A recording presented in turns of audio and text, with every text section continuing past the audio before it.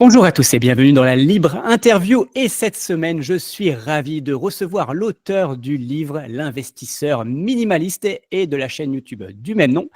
Et aussi un adepte du mouvement FIRE, on va parler de ça. Donc voilà, qui souhaite partir à la retraite à 50 ans. Pareil, on va parler de tous ces sujets.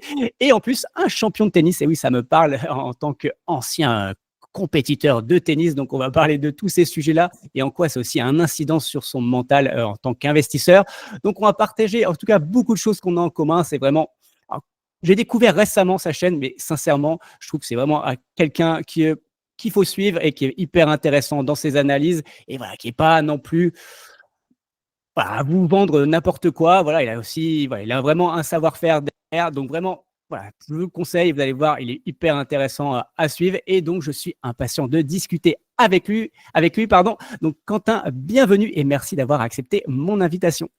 Bonjour Cédric et merci de m'avoir invité. C'est toujours un plaisir d'échanger sur ces sujets, sur la bourse, le minimalisme financier, avec des personnes voilà, qui sont également sur YouTube. Donc je te remercie vraiment et j'ai hâte d'aller au bout de cette interview. Ça va vraiment être super sympa. Bon, alors, tu m'as précisé en dernier intro que d'habitude, tes interviews durent souvent très longtemps et ça tombe bien. Sur la chaîne aussi, ça dure. Donc voilà, on va parler. Voilà, mettez en fois 1,5 si vous voulez, si vous n'avez pas trop de temps. Mais en tout cas, voilà, c'est important qu'on aille encore une fois dans le fond des choses et de ne pas survoler. Parce que oui, c'est bien les vidéos qui durent 10 minutes, un quart d'heure, mais au bout d'un moment, on survole et bah, honnêtement, il n'y a pas beaucoup de choses intéressantes. Et non, l'avantage d'être sur YouTube, c'est qu'on a le temps et du coup, on va partager, aller en profondeur dans les différents sujets. Déjà, je voulais te remercier de consacrer justement tout ce temps et du coup, de nous partager ton expérience parce que ça fait quand même un petit moment que tu investis, notamment en bourse et tu testes pas mal de choses. Et voilà, donc ça, c'est intéressant de partager avec toute la commu. Donc déjà, tu vas te présenter. Qui es-tu? Quel âge as-tu? Où tu vis? Qu'est-ce que tu fais pour vivre aujourd'hui? Oui, ça marche. Bah, je vais essayer d'être assez synthétique. Donc moi, c'est Quentin, j'ai 28 ans. J'habite dans le Grand Est, à Strasbourg, donc la capitale de la choucroute. Et en tant que au niveau de l'activité professionnelle, je suis entraîneur de tennis à plein temps que j'exerce depuis maintenant 4 ans. Donc j'ai commencé en 2021 après l'obtention de mon diplôme. Et au niveau de tout ce qui est investissement, j'ai commencé assez tôt. Je me souviens que j'avais même pas de barbe quand j'avais commencé. C'était en 2018, peut-être fin 2017, où j'ai commencé vraiment à investir mes premiers euros. C'était, je me souviens, sur LVMH quand elle valait encore 190 euros l'action. Donc ça remonte. Et depuis 2018, je continue à investir régulièrement. J'essaye de garder ce rythme-là, cette discipline. Et j'ai aussi investi dans d'autres projets. Je pense qu'on pourra en parler par la suite. Yes, on va en discuter. Euh, Quel est ton objectif SMART? Déjà, ton objectif dans la vie au global et ton objectif d'investisseur. Alors, les objectifs, disons que c'est pas d'être le plus riche du cimetière. C'est clairement pas de rouler en BMW. Tout ce qui est voiture, ça m'ennuie profondément. Ça me provoque même de l'anxiété parce qu'à chaque fois, je me dis, si j'ai une BMW, si je change un pneu, ça va me coûter un mois de DCA sur le S&P 500. Donc, non, je suis pas du tout matérialiste. Les choses qui brillent, ça m'intéresse pas. J'aime pas me comparer aux autres. Avoir non plus une maison avec sauna, jacuzzi, ça m'intéresse pas. Donc vraiment, mon objectif, je dirais, c'est d'être tranquille, d'exercer un métier qui me passionne, même si c'est pas passionnant tous les jours non plus, faut pas se mentir. Mais voilà, c'est d'essayer d'être vraiment tranquille au quotidien, d'avoir des bons revenus, de faire du sport, de passer du temps avec mes proches, avec ma compagne, avec mes potes, aller faire du ski, tomber sur des pistes noires, c'est aussi un de mes hobbies favoris. Donc voilà, c'est pour les grandes lignes, vraiment une vie simple, mais riche en patrimoine quand même. C'est déjà pas, c'est déjà pas mal. Et au niveau investissement, vraiment, c'est quoi aujourd'hui l'objectif? Alors, tu sais, je l'ai dit en intro, donc ton objectif, je crois, c'est de partir à la retraite à 50 ans. Hein. Et qu'est-ce que ça veut dire pour toi et comment on obtient cela selon toi? Bah, si tu veux la retraite à 50 ans, pourquoi? C'est lié à mon métier, entraîneur de tennis. C'est un super boulot, franchement, on gagne très bien sa vie au vu du nombre d'heures, des vacances. Mais après, il faut se rendre à l'évidence, c'est pas un métier qu'on va exercer 40, 50 heures par semaine à l'âge de 50 ans, 60 ans. C'est quelque chose qui est très compliqué. Donc, c'est pour cette raison que j'investis en bourse massivement. C'est pour justement me dire à 50 ans, une fois que je serais arrivé à cet âge-là, et bien que j'ai le capital nécessaire pour soit pouvoir m'arrêter totalement et faire autre chose, ou bien pour le faire à mi-temps, faire un petit 10-15 heures par semaine. Donc là, on est plus sur un objectif de Barista Fire, mais c'est vraiment pour me laisser le choix. Parce que j'ai plein de collègues aujourd'hui qui sont plus âgés que moi, qui ont atteint la soixantaine, et venir travailler est comment dire, c'est douloureux pour eux d'aller travailler, parce qu'ils ont mal au dos, ils ont mal un peu partout, ils n'ont pas forcément le patrimoine pour s'arrêter, et je voulais absolument éviter de rentrer dans ce schéma-là. Donc c'est pour ça qu'on planifie à l'avance. Je pense que j'ai planifié un peu trop à l'avance à mon avis. Mais voilà. Mais en termes de retraite, comment ça se passe? Mais concrètement, à 50 ans, et l'objectif pour pouvoir vivre du capital en bourse, ce serait de retirer 4% sur des ETF ou sur des actions, et percevoir aussi des dividendes. C'est très complémentaire. Ok, très clair. Donc, tu as commencé à investir, je crois, dès que ça a été possible, je crois presque à 18 ans, enfin en tout cas à 18-20 ans, ou du moins dès que tu as eu tes premiers revenus, je pense. Oui, à 20 ans. À 20 ans, en fait, j'étais en école de commerce en deuxième année, et je travaillais à côté pour me faire un petit revenu complémentaire. C'était toujours dans le tennis, hein. J'étais entraîneur de tennis. Je me souviens que j'étais payé 13 € l'heure, quelque chose comme ça.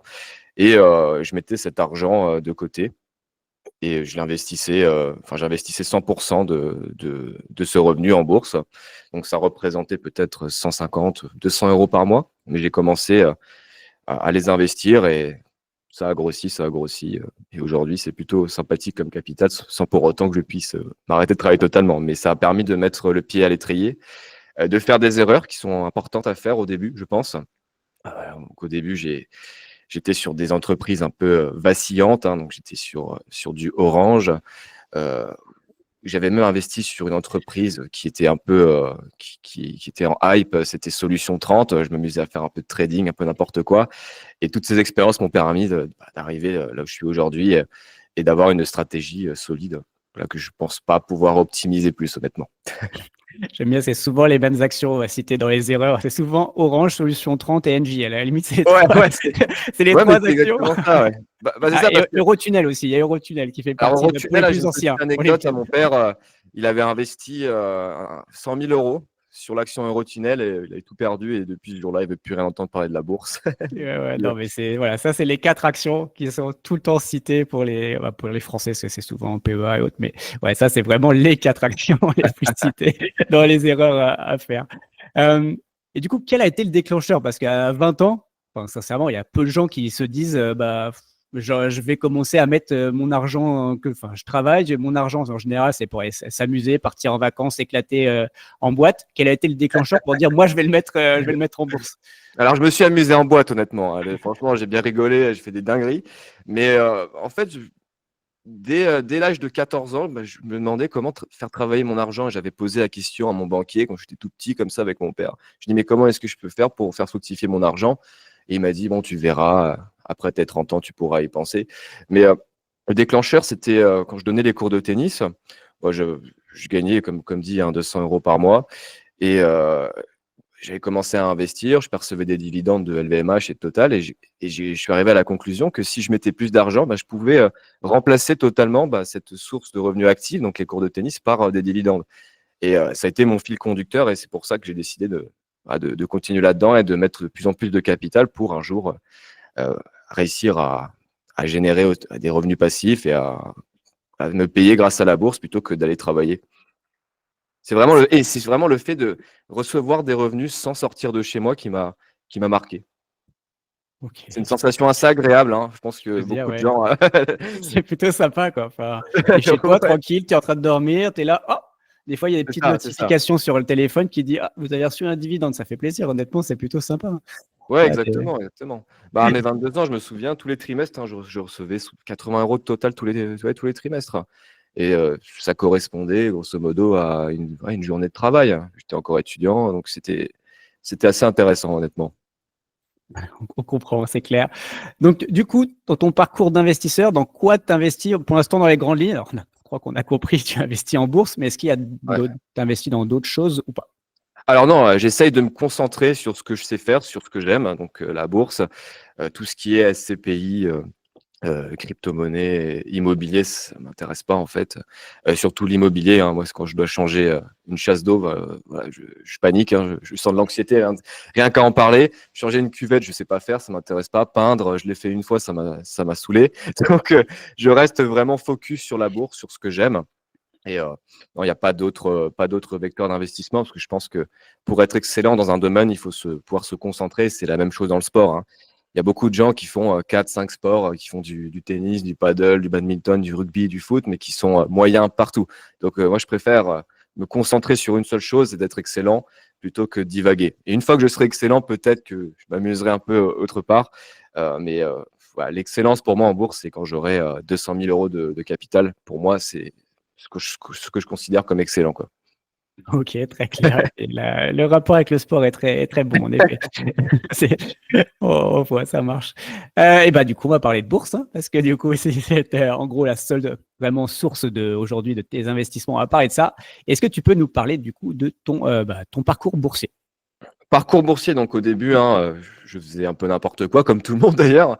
J'avais donc du Orange, donc c'était de 2018 à 2020, c'était beaucoup d'actions individuelles. Et ensuite, à partir de 2020, j'ai enlevé toutes les actions individuelles. Je me suis concentré à fond sur les ETF. Donc, j'avais un ETF Monde. Après, je me suis rendu compte qu'il y avait des meilleurs ETF que ça. Donc, notamment, on les connaît tous, hein, le S&P 500 et le Nasdaq, en quoi je crois fermement. Et ensuite, hein, j'ai commencé à m'orienter sur les actions individuelles à forte croissance, comme du Microsoft, du Visa et du MSCI, dans l'objectif premier de surperformer les marchés. C'est pas facile, hein, mais on peut y arriver. Et en deuxième objectif, de constituer une source de revenus complémentaires en croissance grâce aux dividendes. Parce qu'aujourd'hui, des actions comme Visa, comme Ferrari augmentent leurs dividendes de plus. Visa augmente de 15% par an et sur du Ferrari, on a plus de 20%. Donc, c'est des montants qui vont continuer à augmenter dans le temps. Après, il faut suivre, hein, forcément, hein. Les actions individuelles, c'est pas on l'achète et on le garde à vie, hein. Tous les ans, il faut regarder les rapports annuels pour voir ce qui se passe. Et ouais, moi, ce que j'aime faire, en fait, c'est je prends je prends jamais de décision au bout d'un an. J'attends de voir 3 ans pour voir comment les fondamentaux évoluent. Et si au bout de 3 ans, il y a une stagnation au niveau du chiffre d'affaires, des bénéfices et une baisse des marges, bah là, je vends. Mais c'est très rare quand même sur des entreprises que j'ai citées avant. Bon, t'aimes pas les voitures, mais t'as quand même du Ferrari, donc ça va. En fait, sur Ferrari, j'ai un challenge assez débile, c'est que j'aimerais bien avoir la valorisation, que mes actions Ferrari valent autant qu'une Ferrari. C'est un- c'est souvent ce qu'on dit, il y a quand même mieux d'acheter un Apple, enfin un iPhone plutôt, autant mettre les 1600 euros sur Apple. Enfin voilà, souvent Ouais, c'est des très bons conseils. Donc si en effet, au lieu de mettre 100 000 dans une Ferrari, tu peux avoir 100 000 euros d'actions Ferrari. bon, ça coûte un peu plus cher que 100 000, hein, j'avais fait une vidéo là-dessus, il me semble que le modèle le plus accessible, entre guillemets, il est à 300 000.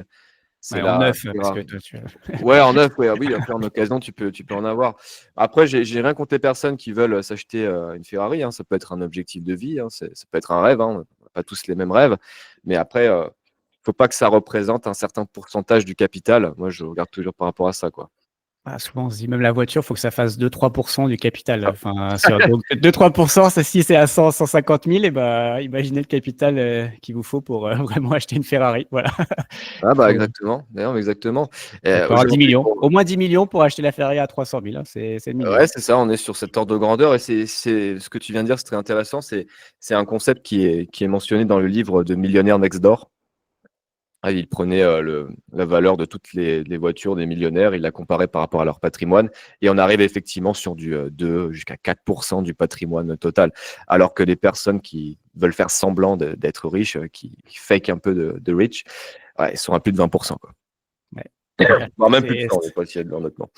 Oui, mais bon, ça s'applique dans les voitures, mais enfin, j'ai donné l'exemple de l'iPhone. En fait, ça s'applique vraiment sur beaucoup de possessions, on va dire. Et je pense que là-dessus, on se retrouve d'ailleurs. Enfin, clairement, bah, l'idée, c'est n'ayez pas. Enfin, ça sert à rien si vous n'avez pas besoin d'une Ferrari pour aller au travail, hein. Franchement, pour aller à la boulangerie ou d'aller au boulot, ça sert à rien d'avoir sa Ferrari, hein, même une BM, hein. Enfin, je crois que tu as une Dacia. Je crois que j'ai vu dans une Ouais, vidéo. Tu as et une Dacia une d'occasion Dacia, et c'est très bien. Enfin, sincèrement, enfin, tu en as une moi, aussi? alors moi, j'ai la chance par mon métier Ah aujourd'hui oui, d'avoir une voiture de fonction, ouais. Ah mais super. j'ai mais en vrai, j'ai un peu, choisi ce métier-là aussi pour ce bonus-là, quoi. Donc vraiment, encore une fois, ma vie est dirigée par rapport à mes objectifs. Donc à la base, j'étais dans un bureau, toi, faire du marketing qui a rien à voir, mais je me suis dit: «Voilà, qu'est-ce que j'ai besoin? J'ai besoin de liberté».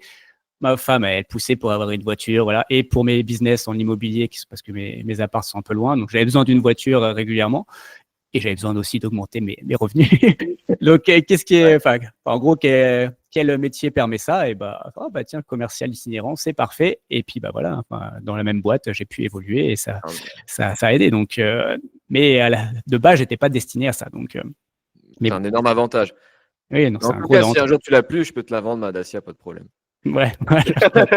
Bientôt, Elle est j'aurai plus totalement besoin. amortie, voilà, Les- le truc, quand je suis à 110 sur l'autoroute, elle vibre dans tous les sens, c'est un enfer. C'est bien, ça fait massage en même temps et tout, c'est nickel. Ouais, c'est ça. Bon, après, en termes de sécurité, c'est pas forcément ce que je recommanderais pour les longs trajets, mais pour les petits trajets que je fais, hein, je fais peut-être, allez, je fais 40 kilomètres maximum sur une journée, voire même moins, parce que les clubs dans lesquels je travaille, ils sont juste à côté. Donc honnêtement, non, franchement, je fais le plein d'essence toutes les 3 semaines. C'est vraiment, c'est une voiture qui m'a permis d'économiser beaucoup, beaucoup d'argent. Après, voilà, il faut l'entretenir, mais en plus d'entretien qu'une voiture neuve, hein, parce que forcément, elle est ancienne, elle est amortie, il y a beaucoup de kilomètres au compteur, donc voilà. Oui, mais enfin, tu vois, ça va pareil. Souvent, tu viens de le dire. Il y en a, ils achètent des grosses voitures, ils se disent, bah ouais, quand je vais partir en vacances, je vais avoir besoin de la grosse voiture. Mais en fait, ça représente quoi dans votre temps, en fait? Enfin, c'est peut-être 5% du temps. Mais en fait, si tu as vraiment besoin, parce que tu vas faire 2000 kilomètres et d'avoir une plus grosse voiture, bon, à ce moment-là, peut-être tu peux la louer. Mais Mm.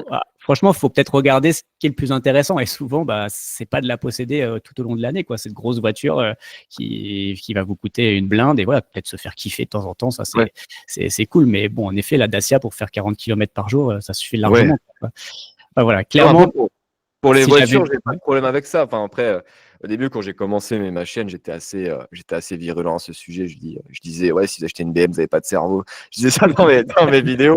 Et bon, euh, moi, je pense qu'il y a un temps pour tout et qu'il faut aussi profiter de son argent. Donc, si par exemple, à 50 ans, tu arrives avec un capital de 1 million, 1 million 5, ce qui est largement atteignable, hein, bah, pourquoi pas se faire plaisir avec une voiture à 30 000 40 000, pourquoi pas? non, bien sûr, il faut se faire plaisir de temps en temps. Et puis, si c'est les voitures qui vous font kiffer, bien sûr, de temps en temps, il faut se faire kiffer, hein, mais voilà, peut-être la louer plutôt que l'acheter cash, enfin, ou faire un crédit à 5%, voilà, Ouais, au non, final, derrière, tu peux plus rien faire, quoi. C'est pas non, c'est compliqué. pas le meilleur, Faut la meilleure accepter méthode. de paraître pauvre aux yeux des gens. Moi, c'est mon jeu. Bah, j'adore ça, en fait, hein. Quand je sors de ma voiture, il y a des gens qui me regardent des fois, ils doivent se dire, mais c'est qui ce mec? Il est au RSA et tout. Et moi, je rigole intérieurement. Et des fois, je me fais même des compétitions internes. Quand je vais sur un parking, je me dis, allez, là, je vais avoir la caisse la plus pourrie du parking. Et souvent, j'y arrive. Mais des fois, il y a des petits concurrents, il y a des petites Clio pourries. Et je suis jaloux, quoi. Il y a encore des 105, des Peugeot 105 et tout, là. Ouais. Ouais, ouais. Non, mais surtout au tennis, hein, j'ai beaucoup de clients, forcément. C'est un milieu assez aisé. Et à chaque fois, j'ai la caisse la plus pourrie. Franchement, la deuxième caisse la plus pourrie après la mienne, je crois que c'est une série 1, quoi, une BMW série 1. Tous mes élèves viennent avec des Tesla, avec des Porsche, c'est incroyable, quoi. Et c'est sûr que tu étais prof de tennis dans un country club, c'est sûr que ça. Ouais, c'est pas un country club, mais après, ce sont des villages assez aisés, quoi. Donc, il y a des moyens. Mais bon, moi, je me compare pas, ça me fait rigoler. Et d'ailleurs, quand je commence à parler finance avec eux, je leur explique un peu mon niveau de patrimoine, les objectifs. Ils me disent, attends, mais tu sais que moi, j'ai même pas 10 000 euros sur mes comptes. Voilà, c'est comme quoi la voiture ne fait pas le moine. Exactement. Bon, on est en avancé sur le sujet. Je voulais qu'on parle du minimalisme après, mais on reviendra après. Retournons sur la bourse. En gros, c'est quoi ta méthode? Alors, ta version aujourd'hui. Donc, comment tu investis aujourd'hui et comment tu investiras en bourse quand tu seras à la retraite, entre guillemets. Ah, très bonne question. Alors aujourd'hui, donc forcément, il y a ce pilier passif qui est les ETF. Donc j'ai 2 ETF aujourd'hui, le S&P 500 et le Nasdaq. L'objectif, c'est que chaque ligne soit pondérée à hauteur de 20%. Et sur l'autre partie restante, j'ai 20% investi sur Berkshire Hathaway, l'entreprise de Warren Buffett. qui délivre une performance plutôt sympathique. 5 dernières années, on était à 15% et sur les 20 dernières, on frôle les 20%. Donc voilà, c'est plutôt sympathique. C'est très complémentaire au S&P 500. Dans le portefeuille de Warren Buffett, il y a très peu d'actions technologiques à part Apple, bien entendu. C'est des vieilles entreprises, mais très rentables. Ça permet de surperformer le S&P 500. Est-ce que ça va durer? Seul l'avenir nous le dira, mais je pense que oui. Et ensuite, sur les 40 autres pourcents restants, c'est des actions individuelles. Et là, j'ai une méthodologie, voilà, c'est pas une méthodologie exceptionnelle, c'est pas un secret inavouable, là, mais en gros, j'analyse le business de l'entreprise, son avantage compétitif. Donc, dans l'avantage compétitif, on peut regarder le pouvoir de fixation des prix. Est-ce qu'elle peut fixer ses prix librement, comme c'est le cas de Ferrari? Est-ce que le coût de transfert pour les clients est élevé, comme c'est le cas pour Microsoft, par exemple, hein, si aujourd'hui on utilise leur solution de data, de cloud, pardon. C'est très compliqué de changer du jour au lendemain. Pareil pour SAP, pour des entreprises technologiques de ce calibre. Et ensuite, on a tout ce qui est image de marque. Voilà, comment est vue l'entreprise, la marque de l'entreprise auprès des consommateurs. Une fois qu'on a fait ça, moi j'ai un petit prompt sur ChatGPT qui me permet de débunker tout et ensuite j'analyse moi-même. Une fois qu'on a fait ça, l'analyse financière forcément, donc là c'est de la comptabilité, analyse des comptes de résultats, des bilans, des cash flows, des ratios financiers. Donc dans les grandes lignes, je ne vais pas m'éterniser sur ce sujet-là. J'en ai fait une formation de 12 heures pour ceux que ça intéresse, mais l'idée c'est d'avoir des entreprises rentables et très peu endettées. Donc, qu'est-ce qu'une entreprise rentable? C'est une entreprise qui a une marge nette de plus de 15%, plus de 20%. Après, ça dépend des secteurs. On a des super entreprises comme Costco, que dans la grande distribution, on est sur des marges à 2-3%. Ça ne veut pas forcément dire grand-chose, mais c'est un très bon indicateur tout de même. Et ensuite, ce que je regarde, l'indicateur que je regarde tous les ans, c'est le bénéfice par action. Tout simplement. Voilà. Tout simplement, je regarde. Est-ce qu'il a augmenté de plus de 12%? C'est l'augmentation moyenne des bénéfices du S&P 500. J'essaie d'être au-dessus. Donc, si une entreprise augmente de plus de 12%, je la garde. Et si elle ne le fait pas sur une année, je la garde. Et j'attends 3 ans avant de me positionner. Donc, si elle ne fait rien pendant 3 ans, je la dégage. Ouais. Au bout de 3 ans, ouais. C'est comment ça? 3 ans, j'aime bien. C'est au milieu d'un cycle économique, quoi. 5 ans, on dit que c'est un cycle économique. Donc, moi, je me positionne à 3 ans. Donc, ça veut dire que voilà, c'est très chiant. Même si on fait beaucoup d'analyses, il y a un moment où il faut rester loin des écrans, surtout en ce moment, où les marchés ont un peu dévissé. Voilà, c'est pas dramatique non plus. Mais il faut réussir à rester investi, pas regarder. Moi, je regarde pas souvent mes portefeuilles, à part quand je verse de l'argent dessus. Oui, parce que tu es un peu sur une méthode DCA, je crois. Ouais, alors sur les ETF totalement, sur les actions individuelles, pas forcément. J'essaye pas de timer le marché, mais d'investir après une légère baisse. J'attends pas le moins 20%, le moins 30% du siècle. J'essaie d'investir à coût de moins 5, moins 6%. Voilà. En ce moment, sur Costco, par exemple, j'avais envie de prendre une petite position. Bien baissé. Elle est passée de 1100 à 900. Donc, pour moi, ça peut être pas mal. C'est mon avis. Et je suis pas là avec des graphiques à me gosser toute la journée, quoi. Mais tu fais pas des courbes magiques dans tous les sens pour te dire Non. ça a passé cette courbe magique. Le truc qui veut rien dire. En fait, on fait dire ce qu'on veut à des courbes. Hein, non, mais on peut pas savoir où vont les marchés. C'est impossible de savoir. En fait, ma vision du stock picking, ce sont des probabilités. C'est tout. J'ai aucune attache émotionnelle vis-à-vis des entreprises. J'estime que si l'entreprise est très rentable et qu'elle a un avantage compétitif indéniable, eh bien, il y a 90% de chances de réussite. Voilà. Il y a 10% de marge d'erreur. T'en prends 10, voilà. Tu es quasiment certain de gagner de l'argent à long terme là-dessus. C'est des probabilités pour moi. Oui, après, il y a le marché aussi qui fait même une action qui fonctionne très, très bien et qui a des très bons résultats. Si toute la bourse s'écroule, au bout d'un moment, peut-être qu'elle s'écroulera moins que les autres, mais bon, ça va baisser. Enfin, c'est logique. Après, il y a aussi des périodes en bourse, hein, ça fait partie du jeu. Mais bon, si c'est une bonne boîte qui a des bons résultats, elle va vite remonter aussi. Hein, donc, Oui, exactement. Faut pas oublier qu'on achète des vraies entreprises. Donc, quand Visa dévisse de 10%, par exemple, c'est pas arrivé là, elle est assez résiliente. Faut regarder un peu autour de soi. Est-ce que les gens ont arrêté de payer en carte de crédit? Est-ce que les gens ont arrêté de payer avec le réseau Visa? Non. Pareil pour Microsoft. Est-ce que les gens, est-ce que Excel et PowerPoint ont été supprimés de tous les ordis? Non. Ouais, les gens ne sont pas encore tous sur Linux ou autre, enfin, Non. clairement, et ils sont pas prêts donc, à y aller. Donc, non. Mais par contre, ouais, j'ai vu que tu as fait une vidéo, alors, je sais plus il y a combien de temps, mais sur Walgreen Boots Alliance. Bon, clairement, c'était sur les aristocrates dividendes où tu en parlais. Oui, Clairement, ça, c'est bon, bah oui, ça, c'est pas ça terrible. arrive. Ça fait partie. Il y a des entreprises, parfois, elles peuvent être bien classées comme en tant qu'aristocrate dividende, mais clairement, bah, il y a des Oui, bons et écoute, des ouais, mauvais. ça fait partie du jeu en fait. C'est Ouais. ce qu'on voit pas sur les ETF. Sur les ETF, tu vois rarement du rouge si tu as investi à long terme parce que tu as une seule ligne et c'est ventilé avec, je sais pas, 500 entreprises américaines ou 4000 dans le monde.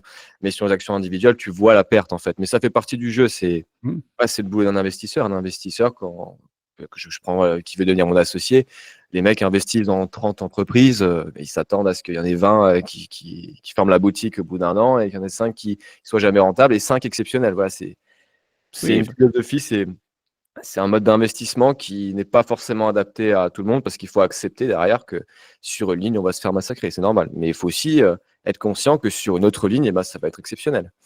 exactement. Et au global, faut espérer, en général, faut que ce soit bon au global. Et puis, en effet, si vous voulez réduire cette volatilité, bah, bien sûr, les ETF, c'est plus adapté, mais bon, ça réduit aussi, ça réduit le risque, donc ça réduit le rendement aussi. Donc, ça va avec, hein, forcément, vous êtes au marché, donc vous aurez la Ouais. performance du marché.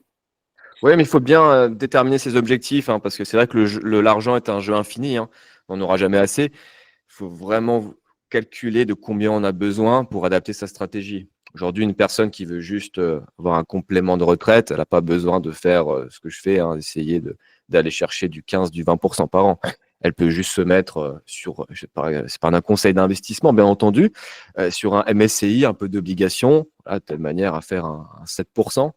Ça suffit largement. Ça dépend des objectifs de chacun et de l'appétence au risque, comme on appelle ça dans le jargon des professionnels. Le fameux jargon des professionnels qui est là pour aussi qu'on ne comprenne pas forcément ces termes barbares pour justement peut-être nous Ouais, éloigner mais parfois de ça. maintenant, les gens commencent à comprendre. On a beaucoup de chaînes qui parlent de ça. Donc, je pense qu'ils vont avoir du mal. Enfin, ils auront plus en plus de mal à vendre leurs solutions. Et d'ailleurs, moi, je pense que je suis un de leurs pires cauchemars, parce que tous les gens que j'entraîne, j'entraîne 200 personnes environ à la semaine. Ils me demandent des conseils à ce niveau-là. Ils me montrent leur assurance vie à la banque. Et à chaque fois, je leur dis une seule chose: ferme-moi cette merde. Appelle-le, ferme. Moi, j'ai dû leur faire perdre, je sais pas moi, 2 millions d'euros depuis que j'ai commencé à faire ça. Et est-ce que tu as reparlé avec le banquier qui t'a parlé quand tu avais 14 ans là, et qui t'a dit tu verras ça à 30 ans t'investir? Est-ce que tu lui as reparlé à ce banquier? Non, non, non, non, non, j'ai pas reparlé. J'avais fait une demande pour acheter un appart en locatif, il me l'avait refusé. Non, j'ai pas trop épilogué sur la question. Après, dans l'autre banque où je suis au niveau pro, ils avaient vu que j'avais un peu de sous sur mon compte professionnel. Ils voulaient m'ouvrir un truc, là, je sais pas quoi, un compte titre personne morale pour pouvoir investir ma trésorerie. Et elle a commencé à me vendre son argumentaire sur les fonds actions à 3% de frais. Et je lui dis: mais vous savez que j'ai une chaîne YouTube là-dessus, que j'accompagne des gens. J'arrive à faire 2 fois plus de performances que vous avec quasiment aucun frais. Eh bien, ils vendent leurs fonds oui, avec rendement à 3, 4, 5%, mais en fait, Ouais, tu as bien sûr. 3% de frais, donc en fait, tu ne gagnes rien. Donc, c'est Non, non, magnifique. mais c'est même pire parce que, par exemple, ma copine, elle avait investi, je vais pas dire le nom de l'entreprise, je suis un peu méchant des fois, mais pas trop non plus. Euh, Elle avait investi dans une assurance vie dans un fonds action qui avait lui-même investi sur le S&P 500. Non, alors, le fonds action avait acheté un autre fonds qui avait investi sur le S&P 500. Ok, bon, vaut mieux acheter un ETF S&P 500, il y aura moins de frais. Donc là, Mais elle a payé le courtier, le premier fonds et le deuxième fonds. Donc c'est pour ça qu'elle avait une performance, elle faisait 3% par an, grosso modo. Catastrophique. eux, ils ont gagné plein d'argent, en tout cas. Ouais, ouais. Bon, après, elle n'avait pas mis énormément, c'était 10 000 euros, mais ouais, c'est à la limite de l'escroquerie, quoi. Oui, vaut mieux un iShare à Ouais. 0,07% de frais que, je crois peut-être même moins, je crois, je sais plus, mais bon, voilà, Non, que mais ces c'est ça. fonds.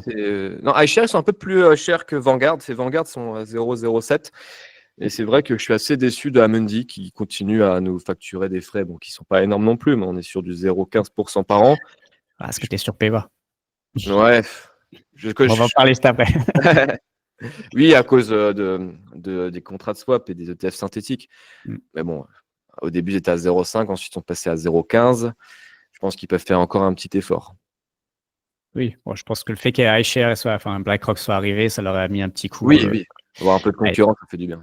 il faut. Ok, donc ça, c'est ta méthode aujourd'hui. Et du coup, qu'est-ce que tu feras quand tu auras 50 ans? Enfin, quand tu seras à la retraite, quelle sera ta méthode? Est-ce que tu vas la changer ou est-ce que ce sera exactement la même chose, selon toi? Bah, très bonne question. Je pense honnêtement que quand j'aurai 50 ans, je basculerai une grosse partie sur des ETF ou sur Berkshire Hathaway pour pouvoir bien DCA comme il faut. Parce que le problème du DCA, c'est toujours une question de, comment dire, de moment. C'est-à-dire qu'il ne faut pas retirer son capital au moment d'une baisse. Sur les ETF, on est un peu plus protégé des baisses, même si elles existent, mais sur les actions individuelles, c'est plus compliqué de vendre. Donc, je pense qu'à un moment, si j'ai vraiment plus envie de faire de stock picking et que j'ai envie de profiter de mon capital, je le mettrai sur ces deux instruments. Voilà. Ou bien que j'allouerai peut-être une petite partie sur des actions à dividendes au rendement. Voilà. Il y en a des sympas dans le CAC 40 ou même aux États-Unis, hein. Aux États-Unis, bah, il y a Altria, bon, qui est un peu risqué tout de même à cause des risques Et Club, c'est réglementaires. chaud. Ouais. Ouais, mais après, ça fait longtemps, hein, mais les gens continuent à fumer. Je pense que c'est un produit qui plaît malheureusement. Mais voilà, il n'y a pas de. J'ai les dividendes, je sais pas encore, mais ce qui est sûr, c'est que j'allouerai un peu plus sur des ETF, des fonds diversifiés avec des obligations aussi. C'est important pour pouvoir limiter la volatilité. Parce que la volatilité, aujourd'hui, j'arrive à l'encaisser, hein. Donc, mon capital, il monte à 60 000, c'est plutôt pas mal. Mais sur un capital de 2 millions, c'est pas la même chose, quoi. Donc, voilà, il faut Oui. réussir à s'adapter. Quand tu perds 10% sur 50 000 ou 10% sur 2 millions, ça Ouais, fait. Dans la tête, c'est pas pareil, hein. bah, sur 2 millions, tu perds quasiment, ouais, tu perds Ouais, une c'est petite 200 000. maison, quoi. Ouais, Tu perds une ouais, petite ouais, maison, hein. Mais, bien sûr, faut rester investi, mais voilà, c'est pas la même chose. Faut voir, hein. Après, je suis quelqu'un d'assez cool. Je peux vendre, ouais, je peux vivre avec 800 euros par mois aujourd'hui, ça me dérange pas. Et je pense que c'est pour ça aussi que j'arrive à encaisser les baisses, hein, parce que j'ai pas, voilà. J'ai un train de vie tellement bas que quoi qu'il se passe, je peux rester investi, j'ai pas besoin de vendre et juste besoin d'un peu travailler pour subvenir à mes besoins, quoi. Ok, donc si je comprends bien, aujourd'hui, tu es en phase quand même plus de création de patrimoine, création C'est ça. de valeur. Et après, quand tu arriveras justement à ces 50 ans et que tu auras peut-être un peu plus besoin de ces revenus, en tout cas de ce capital, et ben là, tu commenceras un peu plus sécurisé, soit ETF, soit d'ailleurs obligations. C'est en Ouais, effet pas mal aussi pour sécuriser tout ça. Et après, du coup, comme tu es FIRE, si je dis bien la chose, tu vas nous expliquer après ce qu'est FIRE, tu vas revendre à peu près 4%. Enfin, en général, c'est ça dans la doctrine, entre guillemets. c'est ça, ouais. FIRE, c'est de revendre à peu près 4% par an. Ouais, c'est ça, exactement. Exactement. Après, moi, honnêtement, l'objectif, hein, j'aimerais ne pas toucher à mon capital, enfin, du moins un tout petit peu. Travailler, j'adore ça. Franchement, me lever le matin, aller faire mes petits trucs, j'adore ça. Et ne plus travailler à 50 ans, je trouve ça assez déprimant en fait. Je sais pas ce que je ferais. Peut-être, je ne peux pas faire non plus des interviews tous les jours. Ça risque d'être compliqué, même si j'adore ça. Mais ouais, j'avoue que j'ai un peu peur là de cet âge-là. Je pense qu'il va falloir faire d'autres choses. Et j'ai déjà quelques petites idées. On en parlera après, bien sûr, je pense. Yes. Bon, tu as un peu de marge encore, hein, quand même, avant Ouais, mais d'arriver en à fait, mon 50 ans. problème, c'est que je vois tellement long terme, je calcule tellement tout le temps que ouais, des fois, je me prends un peu à la tête et ouais, je réfléchis un peu trop et je vis pas forcément tout le temps le moment présent. Il faut réussir à faire profiter quand même de sa jeunesse, entre guillemets, profiter Ouais, du c'est moment ça. présent, parce qu'on ne sait pas ce que l'avenir nous réserve, hein, personne n'a de boule de cristal. Mais malgré tout, penser aussi à la suite. Et je crois que tu penses aussi à tes futurs enfants que tu n'as pas encore. Et donc, Exactement, bah, j'ai déjà, pour te dire, pour mon degré de vision long terme, j'ai déjà ouvert une assurance vie avec un ETF S&P 500. Il y a 2000 balles dessus pour l'enfant que je sais même pas s'il va arriver un jour, quoi. dans la Mais- clause, tu as mis mon enfant, enfin mes enfants, ou pas? De quoi? Sur la clause de. Non, j'ai Bon, pas mis de clause en non, fait, parce que je d'accord. me réserve le droit de le garder pour moi s'il part en couille. S'il fait n'importe quoi. Et ouais, s'il devient un délinquant et qui va pas bosser, qu'il est au RSA, bah, bien sûr que non, je lui donnerai pas, quoi. Il y aura une petite carotte. C'est un bon moyen de les motiver. Ok. Bon, retourne vite fait sur la bourse. Donc, je crois qu'aujourd'hui, tu as un PEA et un ou plusieurs comptes titres. Mais en tout cas, tu es sur PEA et sur compte titre. C'est quoi un peu ta répartition entre ces deux enveloppes? Alors, il y a 17 000 euros pour le moment sur le compte titre et avant le petit soubresaut, on était quasiment à 38 000 sur le PEA. Ouais, donc on est plus surpondéré sur le PEA. J'essaye de me concentrer là-dessus. Euh, J'aimerais bien atteindre une valorisation à 80 000 dessus et ensuite de le laisser mourir voilà, pendant 25 ans, quoi. Et ensuite, voilà, faire du compte titre ordinaire. Sachant que j'ai calculé, hein, j'aurais besoin, vu que je suis assez jeune et que j'ai beaucoup de temps devant moi, j'aurais besoin de verser 150 000 euros en tout. Voilà. Donc, grosso modo, j'ai plus que 100 000 euros à investir et ensuite, je le laisserai mourir après avoir si je continue à alimenter. Je pense que oui. Mais ouais, priorité au PEA dans un premier temps pour essayer de gonfler et ensuite aller sur le compte titre ordinaire pour essayer de dégager de la surperformance. Ok. Pourquoi le PEA? Pour les avantages fiscaux? Oui, oui, pour déjà dans un premier temps, mais pour investir sur des ETF synthétiques, ça me permet de bien dormir la nuit. Ça dépend des personnes, hein. Chaque personne a ses propres visions du risque, mais disons que je dors bien si je sais que j'ai 50% investi sur des indices. Le PEA permet de le faire et permet de le faire avec une fiscalité attractive. Donc, la revente de titres est exonérée d'impôt tant qu'on le garde dans le PEA. Ça me concerne pas trop parce que j'ai pas vendu une seule ligne depuis que j'ai commencé à investir. Mais oui, la fiscalité est plus avantageuse. Après, c'est pas un critère d'investissement non plus, hein. Euh, dans le compte titre ordinaire, on a des super entreprises qui surperforment quasiment toutes les entreprises du CAC 40. Donc là, il y a possibilité de bien se faire plaisir là-dessus.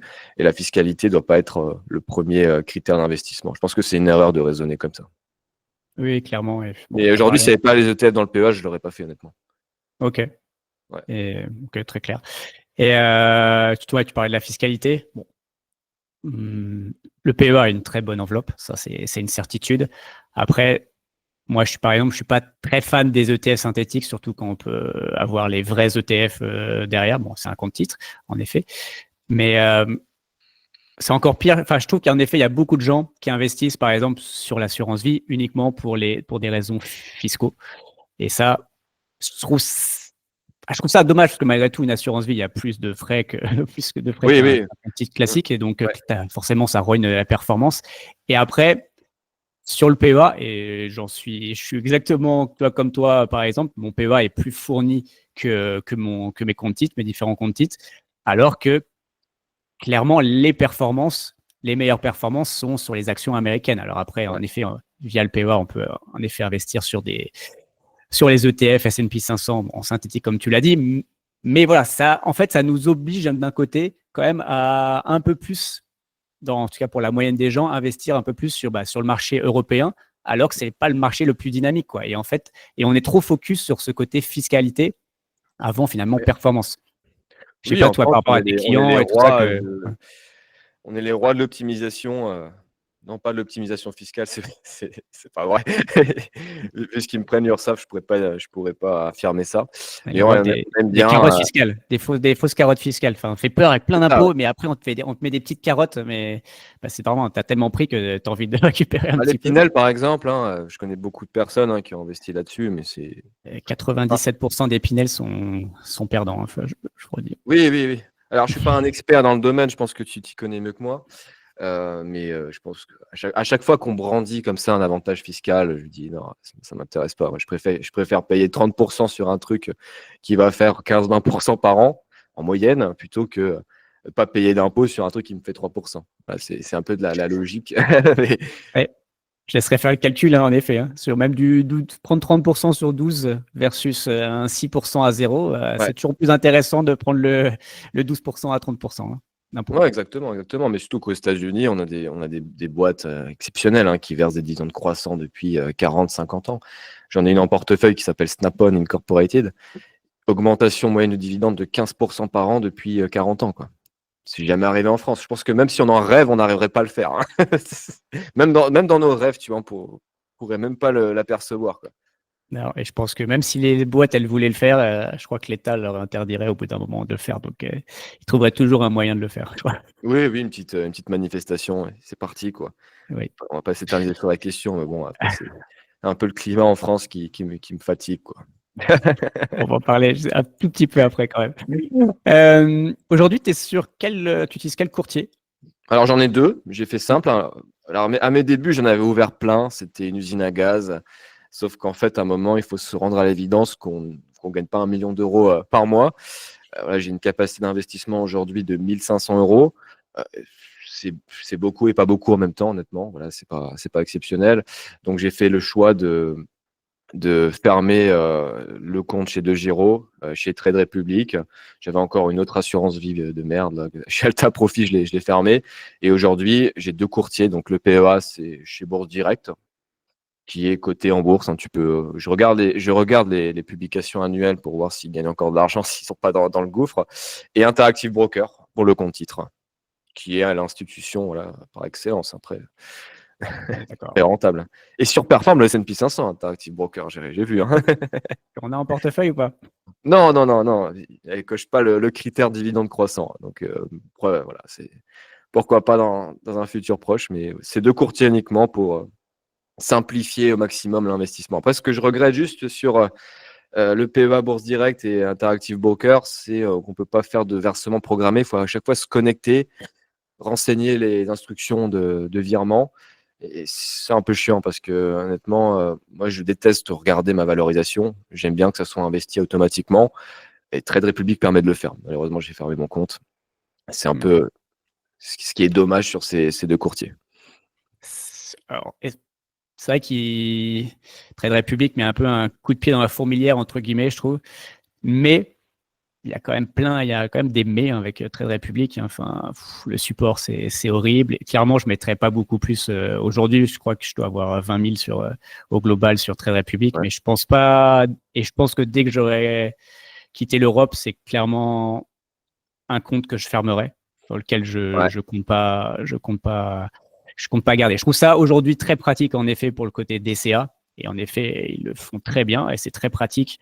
Mais je trouve que c'est pas une plateforme là-dessus où tu as envie de mettre 100 000, 200 Non, 000, 200 000 euros, quoi. Enfin, non, je te rejoins. En fait, la plateforme m'inspire pas confiance. C'est pas que c'est des escrocs, ouais, je pense qu'ils hein. sont très bien, mais ça fait trop jeu à mon goût. En fait, je vois des trucs, plein de couleurs partout, des trucs qui sautent dans tous les sens, et ça, j'aime pas. Moi, j'aime bien que ça soit vieux et chiant. Comme Interactive Broker. Voilà, C'est ouais. C'est horrible. Leur plateforme, elle est dégueulasse. Je crois que j'ai mis 3 heures à retrouver les rapports annuels pour faire ma déclaration fiscale. Mais non, mais une fois qu'on est acclimaté, ça va.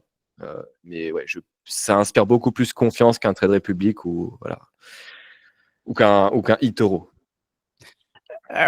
voilà, tu vas Mais c'est loin, pas la même chose. tu vas loin. Itoro, quoi. Ouais, mais eToro, ils se sont mis aussi à promouvoir l'investissement long terme dans leur pub. Mais pareil, Ouais, non, c'est des trucs que c'est j'arrive du, pas. c'est du gaming, Itoro. Et puis, Ouais. alors, j'avais étudié le truc il y a très longtemps, mais historiquement, on n'était même pas enfin, les actions, elles étaient même pas séquestrées. Donc, elles t'appartenaient même pas, je crois, sur Itoro. En tout cas, Ouais. au début que j'avais étudié le truc, quoi. Donc, là, pour le coup, Il n'y avait pas je de sais pas. ségrégation des Ouais. actifs. Ah ouais, Non, ok. Ça non, faut non. regarder, c'est un critère important, la ségrégation des actifs, c'est Et que. puis, basé à Chypre. Enfin, je crois que à la base, c'était basé à Chypre. Hmm, Les actions, elles t'appartenaient pas vraiment. Donc, le truc, il fait faillite, tu perds tout, quoi. Enfin, pour le coup, là, c'est. ouais, Non. ouais, c'est très moyen, c'est très moyen. Il faut faire attention, mais après, une fois qu'on a le bon courtier, après, d'autres bons courtiers pour le PEA, bah, je pense que on a Boursorama qui est très bien. Alors, bon, il y a une petite différence de 1 euro par frais de transaction, mais c'est pas ça Hmm. qui va vous faire plonger sur une performance de 3% par an. Fortunéo, voilà, des grosses institutions. Et pour le compte titre, De Giro est bien aussi. De Giro est très bien. Oui, bon, c'est les deux. En Europe, enfin, De Giro est correct et Interactive Broker est clairement le meilleur courtier au monde. Donc, ça, c'est une certitude. Alors, je ne l'ai pas aujourd'hui parce que j'attends encore une fois de quitter l'Europe pour avoir la version américaine parce Mm. que j'ai pas envie d'avoir la version irlandaise et européenne. Mais voilà, une fois que j'aurai quitté l'Europe, je pourrais, et puis résident fiscal européen, je pourrais avoir la version américaine. Mm. Donc, c'est pour ça que j'attends d'ouvrir mon compte chez eux. Ok, très clair. Donc aujourd'hui, ton portefeuille est aux alentours à peu près de 50 000 euros, on va dire, en fonction des fluctuations du moment. Oui, oui. Et il te faut combien exactement pour être libre, selon toi? En Libre. fait, c'est assez. C'est pas que c'est simple, mais en gros, pour dégrossir le trait, mes dépenses aujourd'hui sont à 800 euros par mois. Donc, ouais, je fais 800 fois 12. Et il me faut 25 fois cette somme pour pouvoir appliquer les 4%. Donc, on est à 9 600 euros de dépenses. Donc, je fais fois 25, 240 000. Ça va. Donc, T'es c'est à bientôt. 20%, t'es à 20%, et puis bon, c'est exponentiel au bout d'un moment, donc c'est bon, ça va. Oui, Tu oui, risques d'y après, arriver avant tes 50 ans. ouais, très largement. Mais comme dit, hein, voilà, je suis déjà bien aujourd'hui. Ce sera que du plus. Et le fait d'avoir un train de vie très bas, sans pour autant me priver, hein, j'étais au ski la semaine dernière. Hein, je reste pas chez moi non plus tout le temps.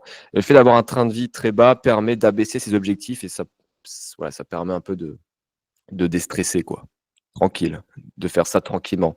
Si aujourd'hui je dépensais 5 000 euros par mois, bah, là je fais la simulation, je fais 5 000 fois 12, il faudrait un capital, oulala, 1,5 million, quoi. C'est pas du tout la même chose.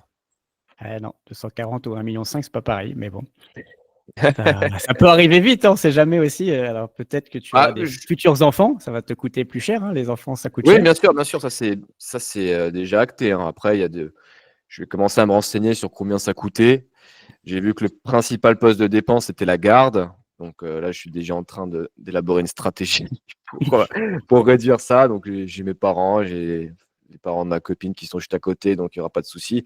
Moi, j'ai un emploi du temps qui me permet aussi de me libérer, donc ce ne sera pas un souci à ce niveau-là. Alors bien entendu, je ne vais pas en faire 5, quoi.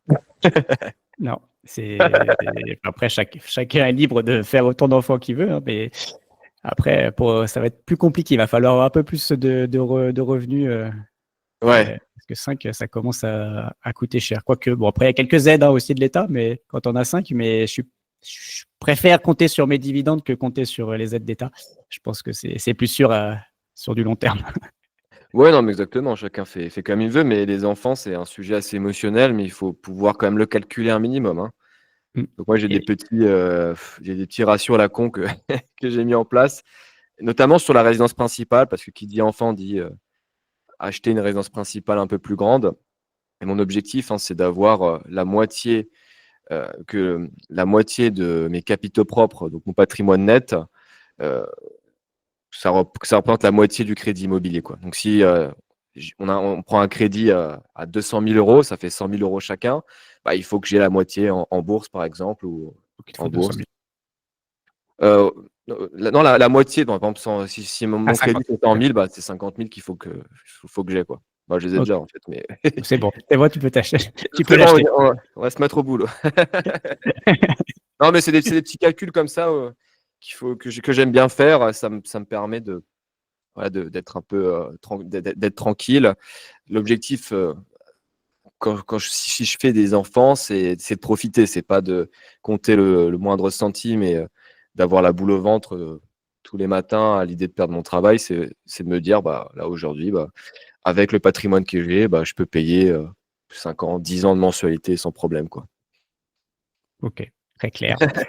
Aujourd'hui, tu es locataire, tu ne l'as pas dit? Ou Ouais, ouais, je suis locataire, donc j'ai un 3 pièces que je partage avec ma copine. Le loyer est pas cher, c'est 650 euros. C'est 750 avec les lecs et l'eau et compagnie. Donc voilà, c'est à moitié, on divise par deux. Donc non, ça fait une quote-part de 390 euros, un truc comme ça. C'est pas énorme, c'est pas énorme du tout. C'est plutôt sympa. C'est bien. Ça me change de moi en région parisienne, ça me change un peu. Ah oui, bah à Paris, alors c'est une très jolie vie, hein, je dis pas, hein, c'est plein de choses à faire, hein, mais Mm. l'immobilier est devenu tellement cher, c'est impressionnant. Je pense que pour un studio, c'est quoi? Le loyer, c'est 1100, 1200 euros. Et ouais, c'est à peu près, ça doit être à peu près ça. Hmm. En Paris même, ouais, c'est dans ces eaux-là. Ouais. Ouais, c'est Pour vivre dans une cage à poules, 2 fois plus cher c'est que chez toi. ça. Ouais, c'est ça. Après, faut voir ce qu'on aime, hein. Si on aime bien sortir et que c'est pas un frein, pourquoi pas. Mais si on aspire à plus de liberté, moins de pression financière, faut penser à bouger un moment, quoi. À aller dans un endroit.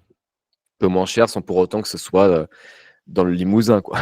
J'ai rien contre nos amis Limousin, bien entendu, mais il faut quand même qu'il y ait quelques petits trucs à côté, quoi. Là, à côté de chez moi, j'ai un resto, il y a un supermarché, il y a un terrain de tennis, il y a un cinéma pas loin. Ça me permet un peu de m'occuper. Pas non plus vivre à la campagne, ça me plairait pas non plus.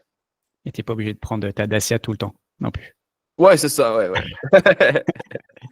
Ça marche. Je voulais qu'on fasse le match entre dividende et plus-value. Donc, quels sont les avantages pour toi du dividende, les avantages de la plus-value, et en fonction aussi des périodes de vie, quel est celui qui est le plus opportun, selon toi? Alors, dividende, en fait, c'est une allocation de capital.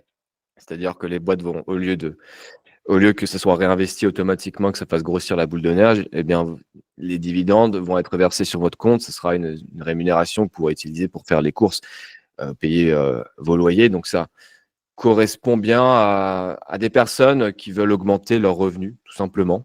Et je précise, c'est dividende en croissance, je ne l'ai pas dit, mais plutôt cela, parce que le dividende, une fois tous les 5 ans.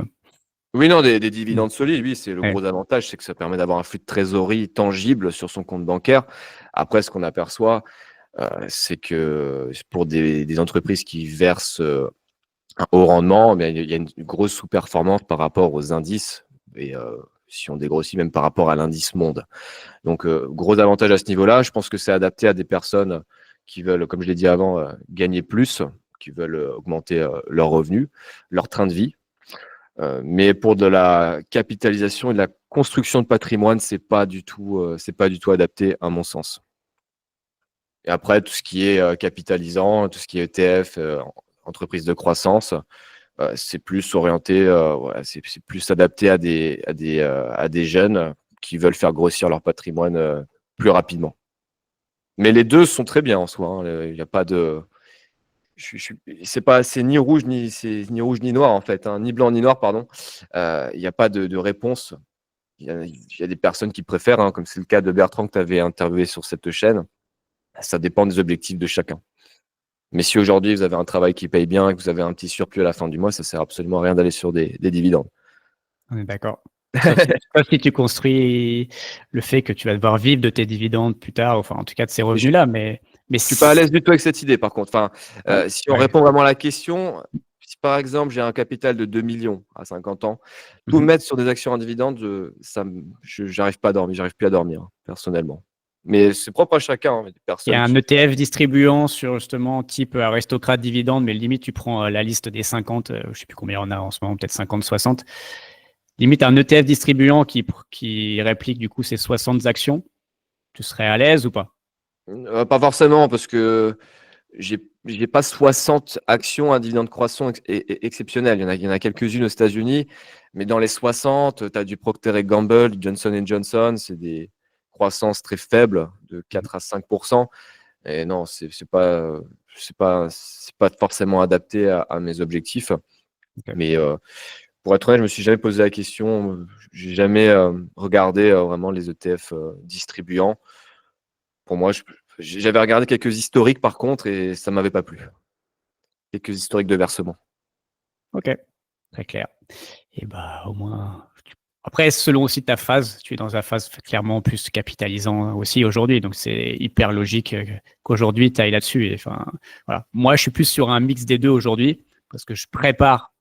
Et après, je fais aussi mes choix, hein, bien sûr, dans mes actions, mais je prépare aussi, parce que je vais avoir besoin de vivre aussi en tout cas, d'une partie de mes dividendes. Après, je ne fais pas que de la bourse par rapport à ça. Mais clairement, aujourd'hui, mon salaire paye largement mon train de vie aujourd'hui, donc je n'ai pas besoin non plus. Donc pour ça, je fais aussi pas mal de TF capitalisants. Mais voilà, je pense que j'essaie de faire les deux pour préparer aussi tout ça. Et encore une fois, comme ils sont croissants, t'achètes. Alors, et pas du Walgreen, voilà. Encore une fois, ça c'est pas une bonne idée pour du long terme. De quoi? C'est lequel? C'est quel ETF distribuant que tu as? Non, il faut distribuant, j'en ai pas. J'ai que des capitalisants. Ah, c'est que le capitalisant. Et honnêtement, pour moi, il y en a un que je cible, mais qui n'est pas disponible en Europe. Donc, il est interdit. C'est le SCHD, je crois. Mais c'est un ETF qui est qu'aux États-Unis, mais il n'est pas disponible pour les Européens. On n'a pas le droit d'investir dessus. Et c'est. c'est Schwab US Dividend Equity. Ouais, Schwab, ça, High Dividend, je crois, un truc comme ça. Ouais, c'est ça. Et bon, clairement, celui-là est quand même très correct. En tout cas, je sais que moi, je vais mettre une partie là-dessus. Donc, Ouais, bah, je vois le truc là. On est les plus grosses lignes. Il y a AbbVie, mm, Coca-Cola, Verizon, ouais, Chevron, Altria, PepsiCo. Ouais, c'est des entreprises, c'est des aristocrates de qualité. oui, voilà. Bon, peut-être pas des croissances à plus de 10% par an, mais bon, ça va. Coca, elle doit être à 6-7 par an, voire les autres. Enfin, tu vois. Et Ouais, AbbVie est ouais, c'est ça. plutôt très correct. Donc voilà, clairement, voilà, c'est des ETF sur lesquels moi, je pense que je mettrai mon argent quand j'aurai besoin pour vivre. Mais aujourd'hui, il n'y en a pas de dispo, je pense, en Europe, il n'y en a pas trop qui m'ont non plus, qui m'ont Ouais, non, intéressé. ce que propose Amundi, c'est souvent enfin, c'est même tout le temps des entreprises européennes avec des historiques de dividendes, comment dire, très récents, quoi. On n'a pas de vue sur 20, 30 ans. C'est très, très moyen. Ouais, non, c'est pas de ça. Le général, en plus, sur des rendements, t'es à 2, quoi, 1,5, 2, quoi. Enfin, c'est limite, Ouais. vaut mieux être sur son livret A, quoi. Enfin, bon, là, c'est la vision. Mais bon, voilà. Moi, je pense, voilà, je suis en tout cas sur un mix de stratégies aujourd'hui parce que je sais que je vais en avoir besoin très rapidement aussi. Donc, je commence à construire aussi, construire tout ça. Euh, Est-ce que tu voulais aborder d'autres sujets au niveau bourse avant qu'on aborde les autres sujets? Non, mais si je devais faire un petit résumé, même donner quelques conseils, entre guillemets, c'est de faire de la bourse uniquement si vous pouvez, si vous avez le profil pour, hein. Si vous arrivez à encaisser la volatilité et les pertes et que vous êtes patient, c'est quelque chose qui n'est pas donné à tout le monde non plus. Aller en bourse. Mais si par exemple, vous stressez à chaque fois que ça fait -2, -3 ou même -15, -20, c'est pas fait pour vous, quoi. Vous voulez faire de l'immobilier, il n'y a pas de mal en fait, hein. Chacun a son profil, chacun a sa propre sensibilité au risque. Mais il faut savoir que la bourse, c'est le vecteur le plus performant. C'est le vecteur d'investissement le plus performant depuis une centaine d'années, 200 ans, il me semble, hein, dans les track records. Donc voilà.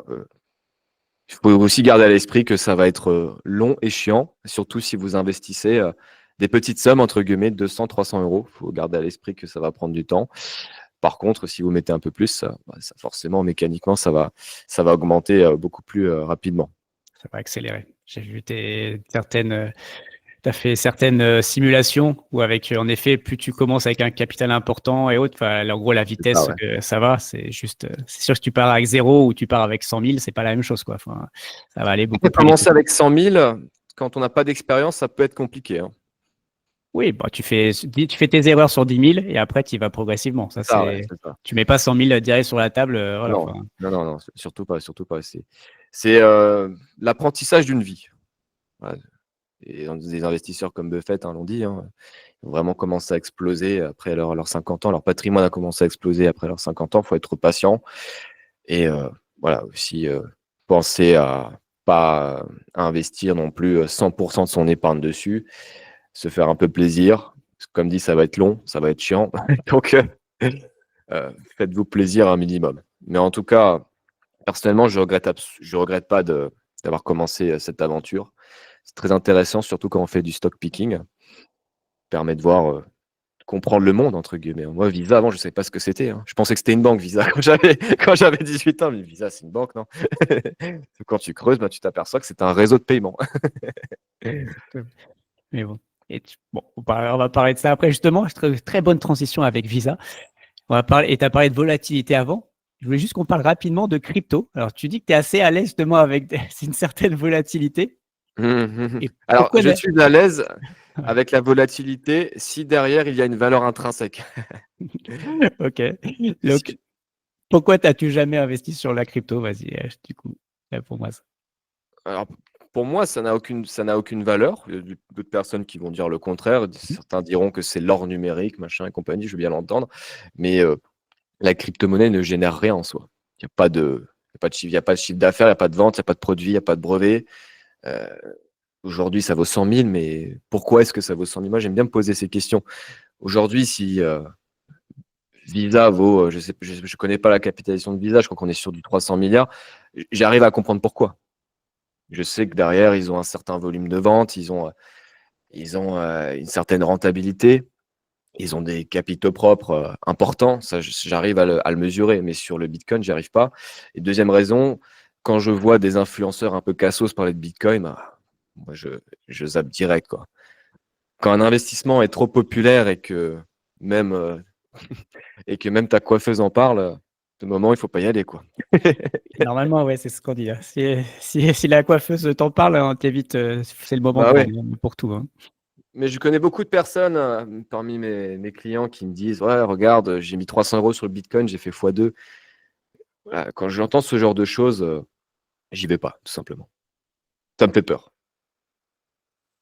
OK, Mais en bah, soi, oui, vu que j'ai une grosse tolérance à la volatilité, je pourrais, investir dessus, bien entendu, bien entendu. Je pourrais et c'est gagner vraiment beaucoup d'argent, mais c'est vraiment lié au fait que tu préfères te concentrer sur la bourse et que passer du temps à comprendre aussi, cet univers ou vraiment ça t'intéresse pas, tu trouves que pour toi, s'il y a pas de il y non, a mais ça pas de m'intéresse pas parce que ouais, je vois pas d'application concrète. On paye toujours en carte, on paye toujours avec les Visa, les Mastercard, et les Amex. Le paiement en bitcoin, je l'ai jamais vu. J'ai jamais vu quelqu'un au guichet payer en bitcoin, quoi. Alors peut-être que toi oui, mais c'est quelque chose que je comprends pas, personnellement. ouais, bon, après bitcoin, voilà, il y a la crypto, il y a pas que bitcoin, même s'il vaut mieux investir bitcoin que dans d'autres choses, hein. C'est quand même le plus safe, mais c'est vrai qu'aujourd'hui dans notre société plus on va dire notre monde occidental, voilà, on n'a pas de problème de banque, pas de problème de bancarisation et tout ça. C'est peut-être compliqué à comprendre, mais après, il y a plein de pays où malheureusement, ils ont des monnaies de merde, hein, même si Oui, l'euro, oui, oui. c'est la meilleure monnaie du siècle, l'euro, mais par rapport à certains pays, bah, leur monnaie, elle perd peut-être 10% par mois. Quand nous, enfin, ça, au pire, c'est sur l'année par rapport au dollar. Eux, c'est peut-être par mois, voire plus. Et il y en a qui préfèrent voilà, mettre sur du bitcoin et après, il y a le côté incensurable et autres. Pas oublier que l'argent Donc qui est en banque. l'Argentine a acheté beaucoup de bitcoin, non? Alors, Milei en parle, mais il l'a pas forcément acheté. Mais en tout cas, les Argentins, c'est un peuple où, en tout cas, le taux d'adoption est très important parce qu'en effet, le pesos argentin est tellement une forte inflation que pour sécuriser un peu bah, leur valeur, ils ont beaucoup investi dans le Bitcoin, les Argentins. Donc oui, oui, c'est une partie. Le Nigeria, par exemple, c'est aussi un pays où il y a un très, très fort taux d'adoption. Il y a certains pays en Asie, je ne sais plus forcément lesquels. Voilà, c'est souvent des endroits où la monnaie est très complexe, voilà, où la devise est Ouais. un peu tout pourri. Clairement, ça a une raison. Et puis, bah, le Salvador, aujourd'hui, en tout cas, le Bitcoin reste monnaie légale avec le dollar américain. Et il y a des gens qui payent, hein. Enfin, aujourd'hui, on peut payer en Bitcoin ou autre. Et c'est pour ça que je dis que c'est une bonne transition avec Visa. C'est à titre perso, ce n'est que ma vision. C'est bien, on a deux visions différentes là-dessus. Aujourd'hui, clairement, c'est beaucoup plus simple, même si c'est pas encore démocratisé dans notre monde à nous, mais c'est plus simple de payer en crypto que de payer par carte. Il y a beaucoup moins d'intermédiaires. J'ai envie de faire un virement à mon pote là qui est au Japon. Bah, dans la seconde, là, il reçoit son virement. Si je dois faire un virement SEPA ou le payer en carte, bah, putain, avant qu'il le reçoive, il y a quelques jours, hein. Et puis bah, chacun va prendre sa petite com et son petit truc. Donc voilà. C'est clairement aujourd'hui, c'est beaucoup plus simple. C'est pas encore démocratisé, on est qu'au début, hein. Oui, Version entre le moment où tu as fait le virement et le moment où il le reçoit, même si c'est quasi de l'instantané, bah, le bitcoin, il peut perdre moins 10%, tu vois? Ça, c'est la oui, problématique, elle est là non, après, si mais on arrive à bien réduire, sûr. Après, il y a des stablecoins, ce qu'on appelle stablecoins ouais, et oui. autres. Et il n'y a pas que Bitcoin. Bitcoin, c'est plus comme l'or. L'or, ça fluctue. Bien sûr, le Bitcoin fluctue beaucoup plus que l'or, encore une fois, aujourd'hui, hein, ça, c'est une certitude.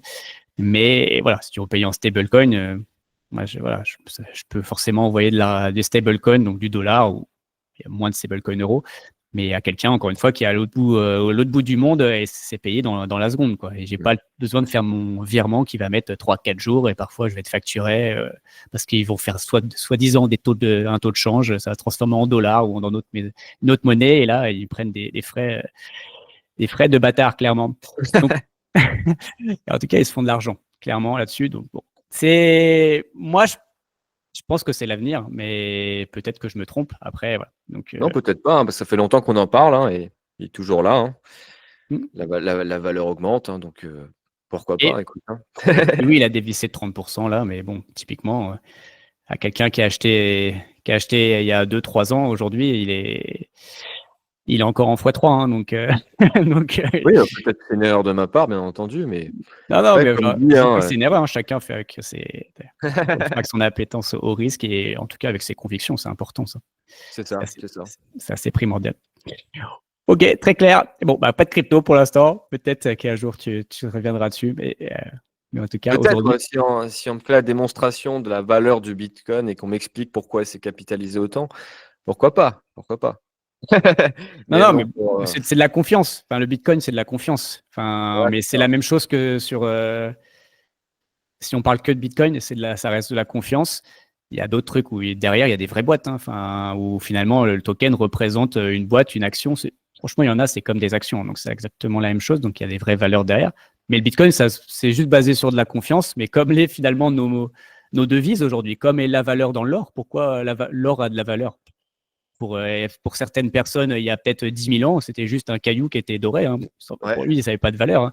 Et on utilisait les Parce que la coquillages. quantité est limitée, mais Oui. après, comme le Bitcoin, hein. Ouais, comme dit, je suis pas du tout un expert en or et en Bitcoin. D'autres personnes qui en parleront mieux que moi. Après, Non, mais bon, voilà. Mais bon, en effet, c'est pas, c'est pas les débats forcément. Là, ça marche. On va reparler un peu de ta retraite. Et Ouais. je veux comprendre, tu nous avais un peu dit en intro, voilà, que bon, bah, tu ne te voyais pas forcément travailler, surtout que t'es prof et tout ça, après 50 ans et te baisser à ramasser les balles et Alors moi, voir je les les ramasse petits. pas, c'est les élèves qui les Ouais, ramassent. je me doute. J'ai pas tout optimisé. T'as bien, ouais, j'avais mon prof qui prenait le caddie, là, il ramassait les balles comme ça se ramassait bien. Mais, mais du coup, pourquoi vouloir partir à la retraite plus tôt que ce que l'État veut, hein? Pourquoi l'État, s'il te dit qu'il faut partir à 65 ou 70, pourquoi tu veux partir plus tôt? Pourquoi tu ne veux pas cotiser jusqu'à la fin? Bon, parce que déjà, en termes de cotisation, j'ai fait des simulations. Moi, je suis beaucoup. 80% de mes revenus, c'est des revenus libéraux. J'ai fait la simulation sur la retraite et ils me proposaient 700 € par mois à partir de 67 ans. Donc pour moi, une grosse blague, d'où mon appétence pour les marchés financiers, essayer de gonfler cette retraite. Donc, Après, tu comptes pas sur l'État pour te protéger quand tu non, seras âgé. Très bien. non, absolument pas. Et si j'arrive à rester discipliné, je pense même que je leur enverrai un mail en leur disant, écoutez, faites des économies, je n'accepte pas vos 700 euros. Je trouve que c'est une insulte en fait, hein. Les mecs me prennent 50% sur ma rémunération et au bout de 40 ans, ils me versent 700 euros, quoi. 67 ans, je vais peut-être mourir 5 ans après, peut-être tout de suite, je sais pas. Mais je trouve que c'est une grosse blague. Et après, je suis quelqu'un d'assez solitaire et indépendant. Et j'aime pas qu'on me dise à quel âge je dois arrêter de travailler. Si j'ai envie de travailler jusqu'à 90 ans, bah, je le ferai. Si j'ai plus envie, à 50 ans, bah, je me laisse la possibilité de le faire. Donc c'est pour ça, c'est juste une question de choix. Et avec le recul, hein, et plus j'accumule du patrimoine et plus j'ai envie de travailler, bizarrement. Parce que je sens que je suis de moins en moins dépendant de mes revenus du tennis et ça me motive, quoi. Ok, bah tu vois, il y a une vraie motivation du coup. C'est bien. Les gens ils veulent plus travailler, mais en fait, c'est ça la solution peut-être. Ouais, non, mais, ouais, non, mais travailler en soi, moi, j'ai aucun problème avec ça, hein. Je suis le premier à faire des longues semaines. Hier, j'ai travaillé toute la journée, c'était dimanche, hein, j'ai fait 9h, 19h. Aujourd'hui, j'ai pris ma petite journée tranquille et c'est reparti après pour 5 semaines tous les jours, quoi. Mais j'ai aucun problème avec ça. C'est vraiment le fait de me dire que je suis le capitaine à bord, le seul maître du navire, quoi. Ok, mais du coup, qu'est-ce que tu vas foutre à 50 ans à la retraite, à plus rien faire? Bah, Est-ce que tu vas regarder Hanouna tous les soirs? Hanouna, il joue au paddle d'ailleurs, hein. J'ai C'est vu vrai. qu'il jouait au paddle, il était Ouais, fort. j'ai vu aussi. Mais non, à 50 ans, je pense que je garderai quand même cette activité de cours de tennis parce que c'est quelque chose que j'aime faire, en fait, tout simplement. Ça me repose, bizarrement. Ça me repose de voir des gens taper dans la balle. Mais je le ferai plus à ce rythme-là. Je ferai plus 50 heures par semaine. Je ferai d'autres choses à côté. Donc, il y a Internet, forcément. Je continuerai, je pense, à partager des vidéos, des articles sur la bourse. Et j'avais pensé aussi à, à investir et à exploiter un petit café ambulant. Je ne sais pas si tu as déjà vu des petites charrettes comme ça, juste pour m'occuper en fait, hein. Ça permet de faire, tu fais 500, 600 euros par mois, c'est bien. Ça permet de sortir, de voir des gens, de continuer à avoir des objectifs. Donc ouais, je pense que ma retraite, elle sera organisée autour de ces trois piliers. Ok, Et bon, très m'occuper bien. peut-être de mes petits-enfants hypothétiques, je sais pas. On n'est même pas encore les enfants, mais on est déjà sur les petits-enfants hypothétiques. C'est ça. C'est très bien, c'est une vision très très long terme. J'adore. Non, mais Euh, ne pas travailler, ça me déprime en fait, hein. Quand je travaille pas pendant 3 jours, j'ai l'impression de servir à rien. Et je tourne en rond. Bon, c'est cool 3 jours, mais après, j'ai quand même envie d'y retourner, d'avoir un peu de pression et d'avoir des objectifs de vente, hein. J'aime bien ça. Donc, Et le travail, c'est la santé, hein. Et clairement, on connaît beaucoup de personnes, malheureusement pour eux, qui, une fois qu'ils sont arrivés à la retraite, qui ont arrêté l'activité de façon assez radicale, bah, malheureusement, ils sont morts peu de temps après, quoi. Enfin, en tout cas, moi, je connais des gens comme ça. ouais, C'est c'est parce très que courant d'ailleurs. Ouais. t'es dans un rythme tous les jours quotidien et d'un coup ça s'arrête et en fait ton corps il comprend pas quoi. Enfin, et il s'arrête lui aussi. Hein, donc c'est malheureusement je pense qu'il faut rester actif le plus longtemps possible. Je voulais qu'on fasse une petite séance de visualisation. Donc, dans l'hypothèse où ton plan ne fonctionne pas, ça ne marche pas, je sais Ah, pas, il y a Troisième Guerre mondiale, les extraterrestres arrivent ou je sais pas quoi, la bourse s'effondre complètement et ça, plus rien ne fonctionne, il n'y a plus de bourse. Comment tu vas gérer cette situation? très bonne question. Difficile à dire, hein. Si les extraterrestres arrivent ou qu'on a une troisième guerre mondiale, déjà, j'irai pas me battre, ça c'est sûr. Je pense que je prendrai mes valises et je partirai autre part. Mais Là, dans le non, limousin te cacher. ça pourrait faire partie du plan. Peut-être avoir un potager, avoir une petite maison. Pourquoi pas. Mais honnêtement, je pense que ça n'arrivera pas, à mon avis. Mais on fera avec les moyens du bord. Disons qu'aujourd'hui, je suis déjà très, très bien dans ma vie. J'ai fait les choses que j'avais envie de faire. Je n'ai pas de regrets à ce niveau-là. Et bon, si j'ai pas de capital de 2 millions, plus de 2 millions d'euros, ce sera pas grave. C'est pas grave. L'idée, c'est de réussir à se débrouiller tout seul, être avec les personnes qui comptent pour moi, c'est tout. Et voilà. Je serais juste un peu déçu de ne plus pouvoir jouer au tennis, quoi. Parce que quand tu fais un service, tu as le risque de te prendre une bombe russe. Je suis pas sûr que j'irai dehors. Ok, très clair. Et toi, du coup? Hmm, moi, si mon plan échoue ou Ton plan échoue, ouais. bon, de toute façon, si mon plan échoue, ce qui me plaît, c'est de travailler. Donc, j'ai besoin de travailler, donc je continuerai à bosser, quoi. Enfin, dans le sens où je créerai des choses. J'ai toujours plein d'idées. Donc après, le but, c'est de créer de la richesse, quoi. Après, des fois, il y a des hauts, il y a des bas, et l'idée, c'est, bah, même si on repart à zéro demain et je perds tout, bah, on recommence, c'est tout. Il y a plein de choses à faire. Il y a toujours plein de choses à faire, en fait. La richesse, elle est quasi infinie. Il suffit je fais toujours le parallèle, en fait. On prend un gros câble électrique. Enfin, tu vois, il y a une centrale nucléaire, là, tu vois, qui diffuse l'électricité. Et là, c'est de l'énergie. En gros, ça, c'est tout le flux mondial de richesse. Bah, toi, c'est juste prendre une petite dérivation. Voilà, tu prends ta petite dérivation parce que tu crées quelque chose, en fait. Il suffit juste d'arriver. Et il y a tellement de choses à faire qu'aujourd'hui, Et là, tu franchement, vas parler d'une troisième guerre mondiale. Donc, si. ouais, ben et alors, même pendant une troisième guerre mondiale, il y a des choses à faire. Il y a toujours des choses à faire. Tout est business, en fait. Donc, et après, la troisième, moi, c'est ma vision. Clairement, la guerre, je vais pas la faire. Hein. Je vais pas, pour notre cher président, j'ai pas envie de faire la guerre aux Russes. Moi, ils m'ont rien fait, les Russes. Hein. Donc, perso, j'ai pas envie de leur faire la guerre. Donc, bah, même pendant la première, la deuxième ou toutes les guerres mondiales, c'est jamais mondial, quoi. Il y a toujours des zones où il n'y a pas la guerre. Donc, il y a des zones où il se passe rien. Donc, bah, pas Ouais, de prendre tes souci. valises. Moi, je partirais dans ces zones où il se passe rien. Donc, le but est d'anticiper et d'avoir le plan C, des Z. Voilà. En tout cas, c'est dans les plans. Voilà. D'accord. Et justement, très bonne transition. On va parler. Est-ce que tu as déjà pensé à l'expatriation ou alors tu es parfaitement bien dans ta région du Grand Est? Non, pour le moment, écoute, hein, tout se passe bien. J'ai mes parents à côté. Je manque de rien. Ouais, tout se passe bien. Il y a tous les hobbies sont à proximité. Donc, faire des compétitions de tennis. Le ski, c'est un peu plus loin. Je suis à 5 heures, hein, des stations de ski des Alpes. Mais la question de l'expatriation pourra éventuellement se poser une fois un capital important atteint dans un compte titre. Je t'avoue que je ne sais pas du tout comment ça marche, mais c'est vrai que me faire taper 30% pour le moment, hein, 30% sur mes investissements, ça ne m'excite pas forcément. Donc, à voir si aller, je ne sais pas moi, au Luxembourg, en Suisse ou autre part, pour payer moins d'impôts. Pourquoi pas? Pourquoi pas? J'ai commencé à réfléchir à la question, mais j'ai pas encore le plan d'action pour être honnête. Mais oui, l'expatriation, à un moment, quand l'impôt devient injuste, bah oui, il faut y penser. Je pense Et que si, c'est. et si demain le prince de Monaco a besoin d'un prof de tennis particulier et qui t'invite à Monaco, est-ce que tu y vas? Non, pas forcément, parce que j'ai déjà fait l'expérience. Hein, j'étais pas à Monaco, mais j'avais entraîné à l'étranger pendant 6 mois en Chine. Ça m'avait plu, c'était très bien payé, mais sauf qu'en fait, j'ai le mal du pays à chaque fois. J'arrive pas à partir plus de 6 mois et à un moment, j'ai envie de rentrer. Je sais pas, la choucroute et la tarte flambée me manquent au bout de 2 mois. Donc non, il n'y a pas de projet d'expatriation pour le moment, mais après, pour des raisons fiscales, plus tard, pourquoi pas? Pourquoi pas?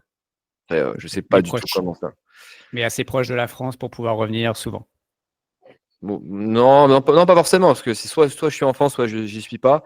Mais si je devais partir, ouais, ce serait dans un pays qui partage mes convictions. Donc, il y en a qu'un, c'est les États-Unis. Hein. Aujourd'hui, je me sens plus américain que français, par exemple.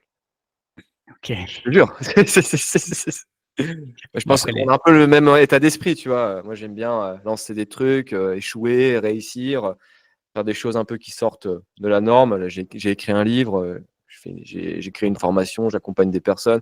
Ouais, c'est des trucs qui me font kiffer dans la vie, quoi. Mais après, en France, j'ai l'impression que ce qui fait kiffer les gens, c'est le petit CDI, voilà, et d'aller dans les zones commerciales le week-end, d'aller au cinéma. Ouais, c'est pas quelque chose, moi, qui me fait kiffer. et d'attendre sa retraite. Et d'attendre la retraite patiemment, ouais, c'est ça. Moi, je l'entends tout le temps, ça. Hein. Bon, je pense qu'on en aura une, mais ouais, aller dans un pays où c'est un peu plus, comment dire, viril, on va dire. Libéral. Libéral, ouais. Mais le vrai, pas le faux. Oui, non, mais en France, c'est pas un pays, enfin, c'est un pays à moitié libéral. Hein. Quand tu perds ton taf, on te paye pendant 2 ans quasiment. Voilà, hors exception, mais pour Oui, c'est moi, c'est pas vraiment libéral. non, non, bah non. Bon, pour moi, c'est plus socialo-communiste, mais bon, après, à chacun Ah, ses définitions. bah, c'est vrai. Bah, après, disons que j'ai des revenus qui sont intéressants, mais pas suffisants pour parler d'expatriation fiscale. Mais c'est vrai qu'à mon humble niveau, quand on me tape 15% d'IS plus encore 30% de flat tax sur les dividendes, ça me donne pas envie de me réveiller, franchement. Mm. Franchement, T'as pas compté l'URSSAF, t'as pas compté ta TVA à non. 20%, t'as pas compté ta taxe foncière. Enfin bon, il y a plein de choses. Non, mais pour la TVA, il y a un vrai sujet en ce moment parce que le seuil, il est à 35 000 de chiffre d'affaires dans une entreprise individuelle. Et j'ai fait les calculs et je suis à 34 000. Et là, Ouais, je fais un truc. t'as aucun De quoi? intérêt à gagner plus. Bah, ouais, en fait, il faut que je répercute ça sur les clients, mais c'est pas facile parce que c'est déjà assez cher. Et je suis arrivé au constat qu'il fallait que j'arrête de travailler, quoi. Non, Je me dis, si je travaille plus, je vais me faire taxer, je vais me faire taper encore plus. Donc, pourquoi aller travailler finalement? Mais c'est quelque chose que j'aime pas faire, honnêtement. J'aime bien être en constante croissance. Et la France, malheureusement, bon, c'est pas forcément le meilleur pays pour ça, quoi. bon, ok. Et du coup, eh ben, on va parler parce que tu as créé une franchise. Enfin, en tout cas, tu as eu une franchise. Je crois qu'elle est terminée, elle est finie. Mais Ouais. est-ce que tu peux nous partager un peu ton expérience et nous parler du coup de ce projet que tu as eu? Alors, je l'ai pas créé la franchise, hein, je l'ai rejoint. Oui. C'était Columbus Café, un très bonne enseigne. Il y a rien à redire dessus, un très bon produit. On s'est installé en périphérie de Colmar. Pour celles et ceux qui visualisent, hein, c'est des vestes Colmar, voilà, vestes de ski. Donc, on s'est installé en 2023. Tout se passait bien dès le début. C'était plutôt sympathique. Une bonne fréquentation. Et au bout de un an et demi, ça commençait à sévèrement diminuer. Donc, on a dû arrêter l'activité, malheureusement. Donc, c'est un projet de coffee shop avec ouais, une offre assez complète de boissons et de restauration rapide. Euh, Après coup, l'emplacement n'était pas forcément intéressant pour celles et ceux qui veulent se lancer. On était dans une zone commerciale enclavée, pas accessible en tram ni en bus, dans un carrefour maintenant. Donc, on avait juste une fréquentation le samedi, mais ça ne suffisait pas à payer toutes les charges. Et c'est pour ça qu'on a dû arrêter l'activité. Ok. Et ça a été quoi en gros, les plus grosses épreuves pour toi dans cette Oh expérience? là là. Ah bah, là, j'ai appris ce que c'était vraiment le harcèlement au téléphone. En fait, tous les jours, mon téléphone sonnait minimum 10 fois. Alors, c'est pas beaucoup pour certains chefs d'entreprise, mais pour moi qui ai l'habitude de faire mes petits trucs de tennis et que personne ne me contacte, c'était beaucoup. Une grosse charge mentale, beaucoup d'incertitudes au niveau du personnel. C'est-à-dire que je savais jamais vraiment si les personnes allaient venir le lendemain matin pour faire la préparation. Je ne savais pas combien de temps elles allaient rester. En moyenne, elles restaient 2 mois, 3 mois. Donc, j'étais constamment obligé de recruter. C'était assez fatigant parce qu'en plus de recruter, bah, il fallait maintenir le chiffre d'affaires et les deux vont de pair. Donc, c'était très stressant. C'est pas quelque chose que j'ai forcément, c'est pas quelque chose que j'ai aimé en fait, hein. Alors oui, le business model était vraiment sympa, j'aimais bien les produits, mais tout ce qu'il y avait autour, gestion du personnel, gestion des stocks, tout ce qui est vol et compagnie, c'est quelque chose qui m'a vraiment marqué, on va dire. Donc avant, j'idolâtrais les patrons de restaurants et maintenant, j'ai un peu de peine pour eux, pour être honnête. Tu comprends leur situation, quoi. Ouais, maintenant je comprends parfaitement. C'est des business très compliqués à gérer, qui très peu de marge, parce que tout le monde passe avant toi. Tu as la banque qui passe avant, tu as le franchiseur qui passe avant, les salariés passent avant, et toi tu te payes en À dernier. l'État. T'as l'État qui. Oui, oui, l'État. Nous, on n'a pas payé beaucoup d'impôts parce que bon, on était en déficit direct. On a payé des impôts, oui, on a payé de la TVA, effectivement, et compagnie. Mais non, c'est pas un business que je voudrais refaire. Et quand ça s'est arrêté, j'étais un peu triste, mais soulagé. C'est ce que je leur ai dit d'ailleurs on était au tribunal pour prononcer la liquidation judiciaire. Je leur ai dit que j'étais soulagé et qu'ils n'avaient jamais entendu ça. D'habitude, les gens sont super tristes et tout de tout perdre. Et moi, j'étais content en fait que ça s'arrête et qu'on me contacte plus, qu'on m'appelle plus 10 fois dans la journée, quoi. Ok. Bon, bah. Du coup, qu'est-ce que tu en gardes comme positif? Comme positif, c'est très compliqué. Alors oui, c'était sympa de mener un projet de A à Z, du financement jusqu'à l'implantation et l'exploitation de l'activité. Ouais, c'était assez intéressant parce qu'il fallait constamment se remettre en question, faire des choix, forcément au niveau du personnel, garder les meilleurs et virer les moins bons. Euh, Après, du positif, oui, ça t'apprend à être organisé, quoi. Ça t'apprend à organiser. Je devais envoyer planning tout le temps, euh, programmer les livraisons, faire des opérations marketing, hein. J'ai fait du street marketing, dis-toi, c'est un truc que j'aurais jamais pensé faire. J'ai distribué des flyers dans la rue, c'était exceptionnel. J'ai pris un nombre de vents. Donc oui, non, j'ai appris à ce niveau-là. Mais après, voilà, la perte financière était quand même assez importante, hein, pour être honnête. C'est pas non plus dramatique, mais c'est ce qui m'empêche aujourd'hui de mettre 100% de mon épargne en bourse. Je suis encore obligé de rembourser des cautions bancaires pendant 6 mois là. Ok. Bon, c'est une expérience. Après, voilà, toute expérience a du positif. Bon, Oui, c'est une oui. expérience. Après, c'était un petit kiosque, hein, dans une zone commerciale. Certains de mes collègues, de mes anciens collègues, ont perdu beaucoup plus, hein. Il y en a qui ont planté des restos à 500 000 euros. Ils se sont retrouvés avec des cautions bancaires à plus de 200 000 euros à rembourser. Donc non, c'est pas la même chose. Je Mais m'estime chanceux. pourquoi tu t'es lancé là-dedans? Parce que je voulais diversifier mes revenus, tout simplement. Et je voulais que ce soit un revenu passif. Sauf qu'en fait, je me suis rendu compte que c'était tout sauf passif. Pour le Et coup, que on même arrête. si tu n'es pas dans l'opérationnel, tu es toujours obligé d'aller sur place, toujours obligé de contrôler le travail des employés, toujours obligé de changer les plans si l'activité va mal. Donc c'est tout sauf passif, hein, et ça prenait énormément de temps, quoi, hein. Ok. Bon, du coup, t'es pas prêt de recommencer une activité physique. Pas une activité, un business Non, physique. non, non, parce que Avec le, salarié, surtout. non, avec des salariés, non, parce que tout simplement, j'ai pas le profil pour ça. Je me suis rendu compte de ça aussi. Je pensais l'avoir, mais en fait, non. Je suis quelqu'un de très solo, un peu individualiste dans le travail. J'aime pas travailler avec des gens, en fait. Tu vois, quand je travaille avec une personne, c'est catastrophique. Je communique pas très bien à ce niveau-là. J'aime bien être seul à bord. Alors oui, je peux pas avoir le levier humain pour faire grossir mes revenus. Mais non, c'est pas grave, c'est pas grave. La liberté est plus importante pour moi aujourd'hui. Le fait que mon téléphone ne sonne pas, c'est très important. Donc là, quand on va raccrocher, je vais faire une sieste. Je ne serai pas réveillé. J'ai rien d'autre à penser. Et cet aspect-là est beaucoup plus important aujourd'hui. Et Ok. comme dit, ça dépend des gens. Ah, c'est clair. Est-ce que c'est ton côté tennisman? Du coup, Ouais, ouais, ouais, je tu es- pense. Ouais, ouais, bah, je pense, hein, le fait d'être seul et de programmer tout seul, forcément, c'est pas compatible avec un travail en équipe. C'est pour ces raisons aussi que je n'ai pas travaillé en entreprise, hein, c'est que j'ai beaucoup de mal à interagir professionnellement avec les gens, à faire des projets en commun. Je supporte pas ça en fait. À l'école de commerce, quand on devait faire des projets en groupe, je supportais pas ça. Je faisais tout et je leur disais ce qu'il fallait, enfin, je leur écrivais ce qu'il fallait qu'ils disent à la présentation. Il y en a qui devaient être contents de t'avoir dans leur groupe. Ouais, ouais. Ouais, c'est ça, c'est ça. Bah Bah, non, du après, coup, ouais. c'est une expérience. Et comme dit, s'il y a des choses que vous avez envie de faire, sur lesquelles là, vous pensez, auxquelles vous pensez nuit et jour, il faut les faire. Bien mesurer les risques avant et ensuite vous serez fixé si c'est fait pour vous ou pas, hein. Il y a pas de... faut essayer, hein. Dans la vie, il faut faire. Ouais, Voilà, ouais. c'est important. Et bah, une autre chose que tu as fait, c'est que tu as lancé ta chaîne YouTube.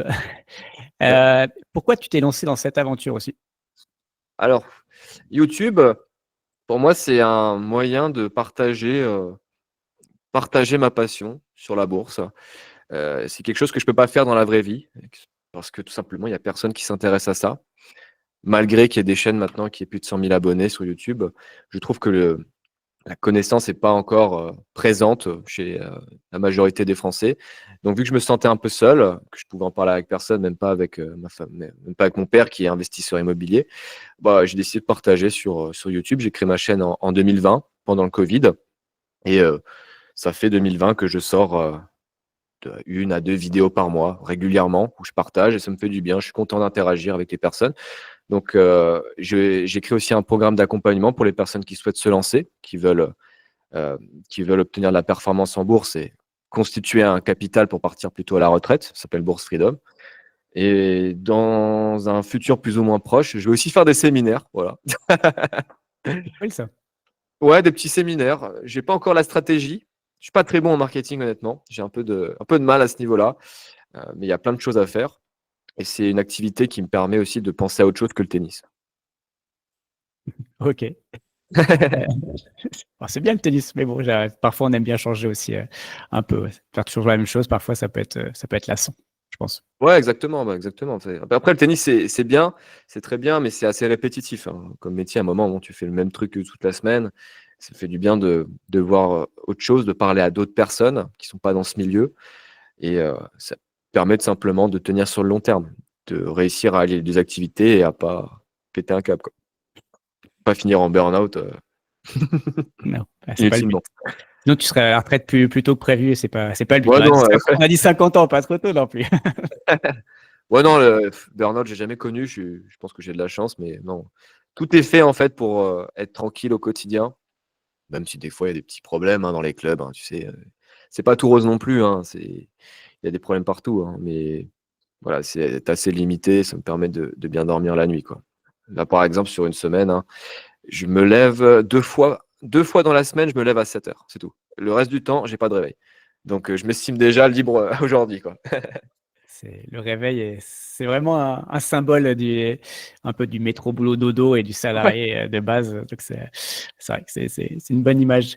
Quel bilan t'en tires toi de ta aujourd'hui de tes 4-5 ans d'expérience, sur YouTube?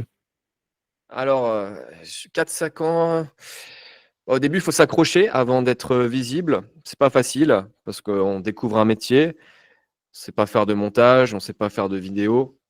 Alors je dis pas que je suis le pro maintenant, hein, mais j'arrive beaucoup plus à capter l'attention, c'est un peu plus dynamique.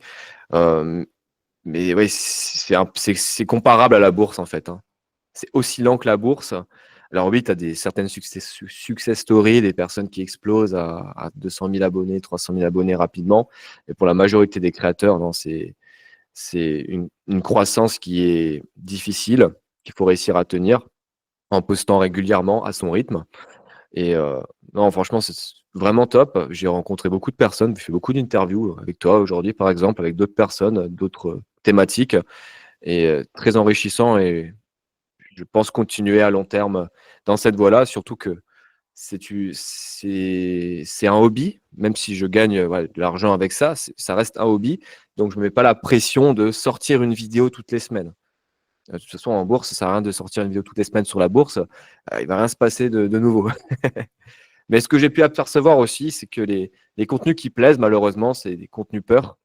Je pense que tu as dû l'apercevoir aussi sur les chaînes. Quand tu quand tu fais peur à tout le monde et que tu prédis le nouveau crack du siècle, tu fais beaucoup plus de vues. Et aussi les contenus qui plaisent, hein, c'est le make money quick. Bah ouais, c'est souvent ça. C'est l'argent facile, la peur, un peu le scandale, voilà. Enfin, un peu, ouais, tout ça, c'est ça qui malheureusement fait aussi le plus de vues. Après, chacun fait ce qu'il veut. Il y a pas de, Ouais. ça leur appartient. Mais bon, je pense créer du contenu aussi de qualité. Je pense que parfois, voilà, ça nous permet aussi de créer des communautés plus fidèles et aussi plus bienveillantes. Parce que, enfin, perso, ma communauté est très bienveillante et d'ailleurs, je vous remercie tous Oui, j'ai de vu me dans les suivre. commentaires, tu as des super retours. Ouais. Ouais, on a des gens très très fidèles depuis longtemps et pour le coup, franchement, ça c'est vraiment très Ouais. très appréciable. Et le peu de fois où j'ai fait quelques vidéos, parfois qui pouvaient être un peu polémiques, direct à du hater et autres, et c'est clairement quelque chose.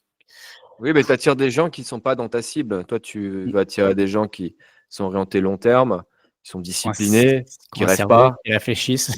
Ouais, qui ont un cerveau, mais il n'y en a pas beaucoup, hein, malheureusement, sur YouTube.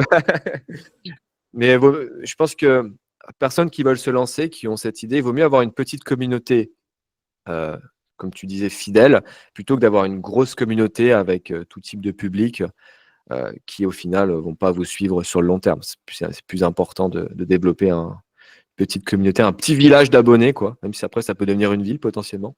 Ah, parce que, ben, on voit certains créateurs, mais ils ont 10, 15, 20 000 abonnés. En fait, en nombre de vues sur leurs vidéos, bah, Ouais, c'est pas beaucoup plus, hein, enfin, que nous, voire pareil. Donc, c'est, ouais, ils ont créé peut-être certaines polémiques ou certaines, et ça fait, ouais, ça fait cliquer. Mais bon, est-ce que c'est ça qu'on a envie? Je suis pas sûr que ce soit très intéressant. En tout cas, moi, c'est pas ce qui m'intéresse. Je crois que on est à peu près dans le ouais. même esprit tous les deux, mais Bah après, pour augmenter nos audiences, il y a une seule manière de faire, hein, c'est de faire plus de montage, d'essayer un peu de maquiller le truc pour faire plus de clics, hein, c'est ce qui marche aujourd'hui. Bah après, tu perds un peu en authenticité. C'est ça le dilemme en ce moment, quoi. Mais après, comme ça reste une passion, un hobby qui rémunère, hein, bah, pas forcément besoin, quoi. Je préfère avoir 10 abonnés fidèles que 10 000 qui sortent de nulle part, là. ouais, qui voudraient juste venir une fois et après, tu vas plus les voir, quoi. Ouais, non, c'est toujours satisfaisant de voir des personnes revenir, même après 5 ans. Il y en a un l'autre jour, il m'a mis un commentaire et c'était un des premiers à m'en mettre un en 2020, je me souviens. Et 5 ans après, il est toujours sur la chaîne, quoi. Donc, c'est très satisfaisant. Tu m'étonnes. Et du coup, c'est quoi l'objectif avec cette chaîne? Bah, de partager ce que je fais, de montrer aux gens comment on constitue un capital sur le long terme, en prenant du risque, effectivement, sans pour autant que ça soit démesuré. De montrer aux gens que le processus d'enrichissement, voilà, que c'est long, c'est fastidieux, qu'il peut y avoir des petits accidents, comme c'est le cas avec ma franchise, hein. Moi, j'aime bien montrer aussi Des les échecs. coulisses, hein.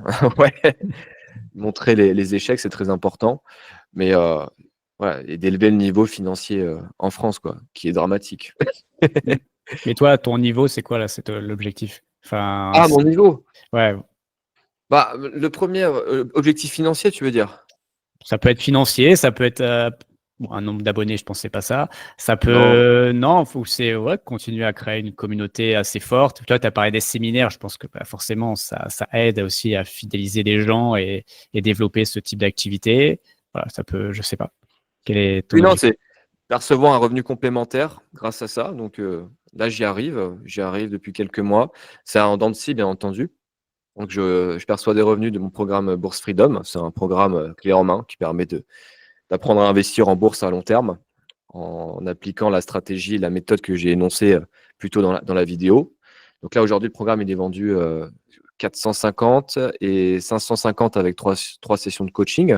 Je le réouvre tous les 2 mois environ pour pas non plus faire de l'abattage, quoi. Je préfère avoir une personne ou 2 personnes motivées qui ont vraiment le profil plutôt que d'en prendre 100 qui vont pas s'y tenir à long terme.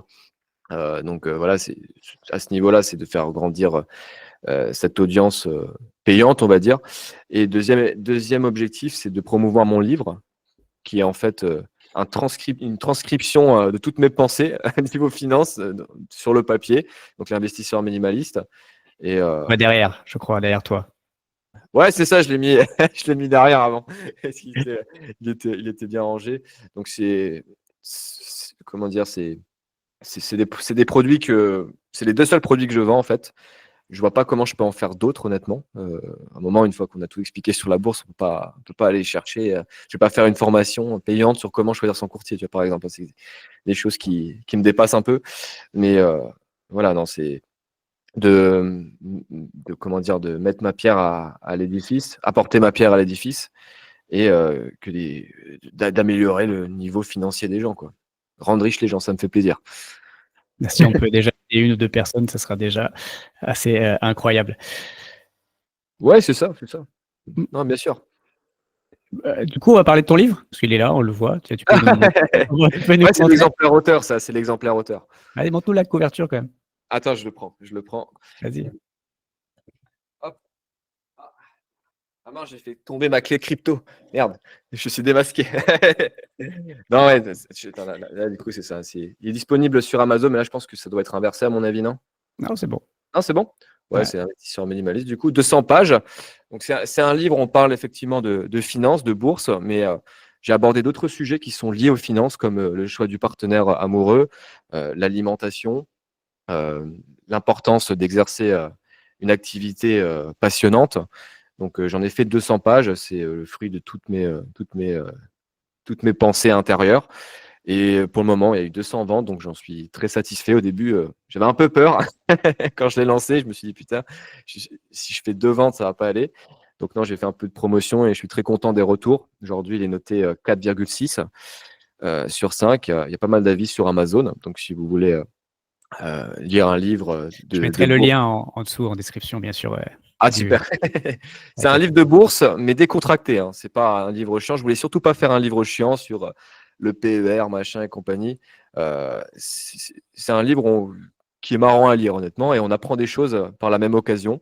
Donc, si ça vous intéresse, voilà, vous avez le lien dans la description de la vidéo.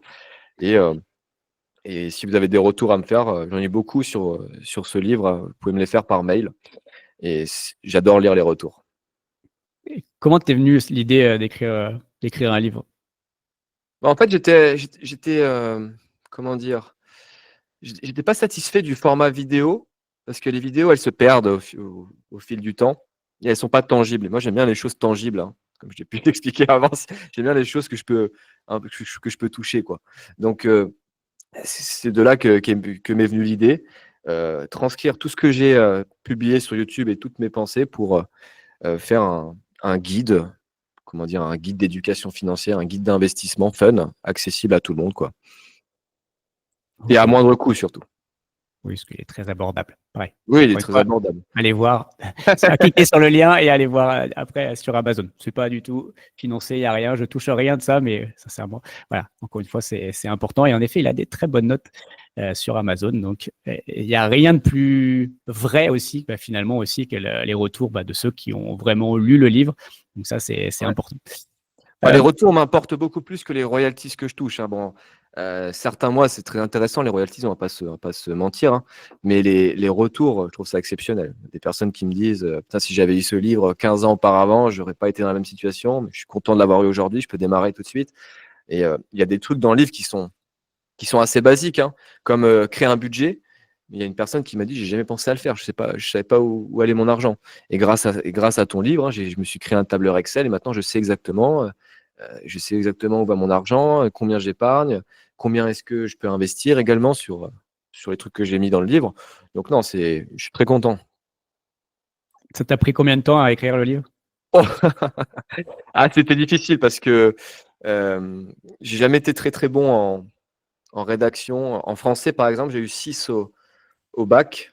Voilà, j'étais très très mauvais, mais après, c'était sur des sujets qui m'intéressaient pas. Donc, je suis parti déjà avec cette a priori que j'étais mauvais en rédaction. Et finalement, à force de taper, ben, on commence à s'améliorer. Mais j'ai mis 1 an et demi à le faire. Ok. Parce que c'était en même temps que le café, ça allait pas bien. Donc, j'ai arrêté un moment, j'avais autre chose à penser.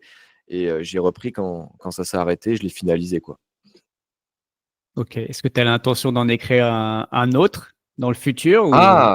Ah, pourquoi pas sur le stock picking là? Pourquoi pas sur le stock picking? Ça peut être intéressant. Je pense qu'il y a une grosse demande à ce niveau-là pour apprendre les bases de l'investissement sur les actions individuelles. Et après, non, je voulais aussi écrire un autre livre, mais ça n'a rien à voir avec la bourse, c'est sur la séduction. Je suis passionné par ça, donc C'est dans la partie après. Tout ce qui va être divers, ce sera après.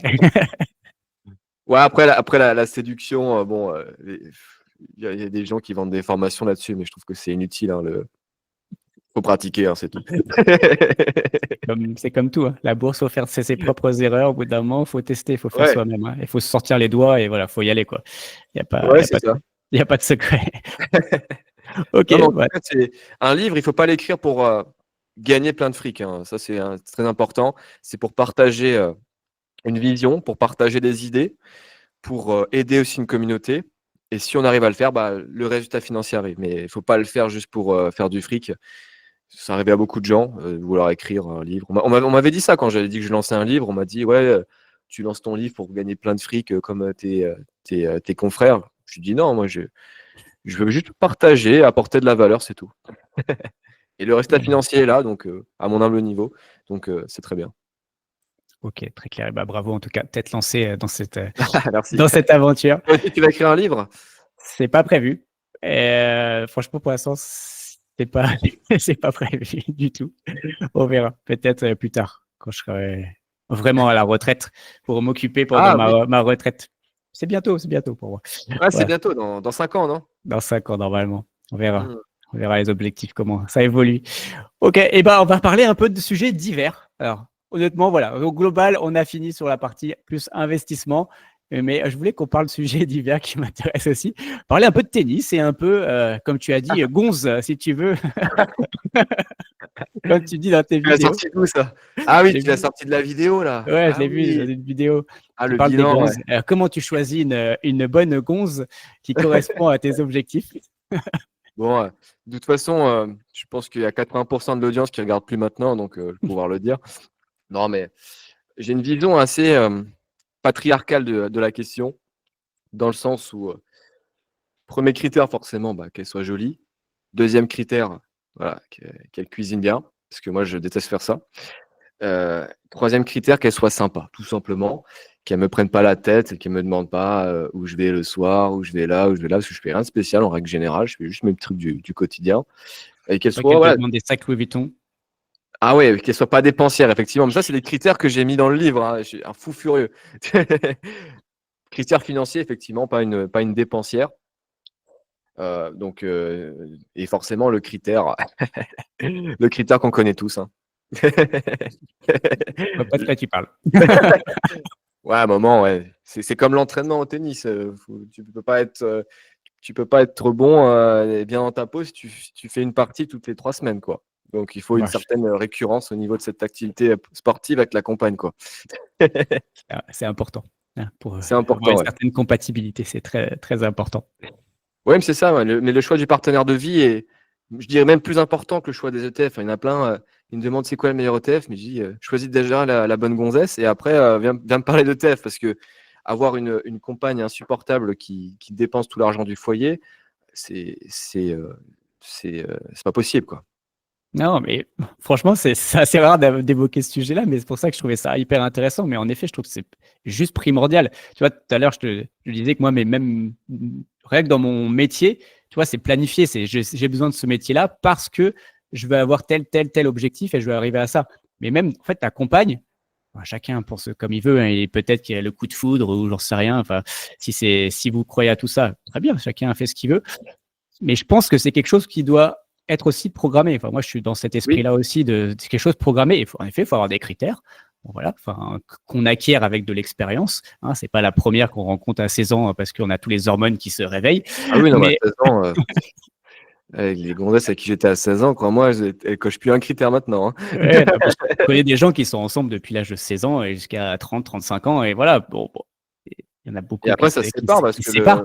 Parce qu'en effet, bon, bah, en effet, à 16 ans, on a une vision de la vie qui n'est pas forcément la même à 30, 35 ans, 40 ans.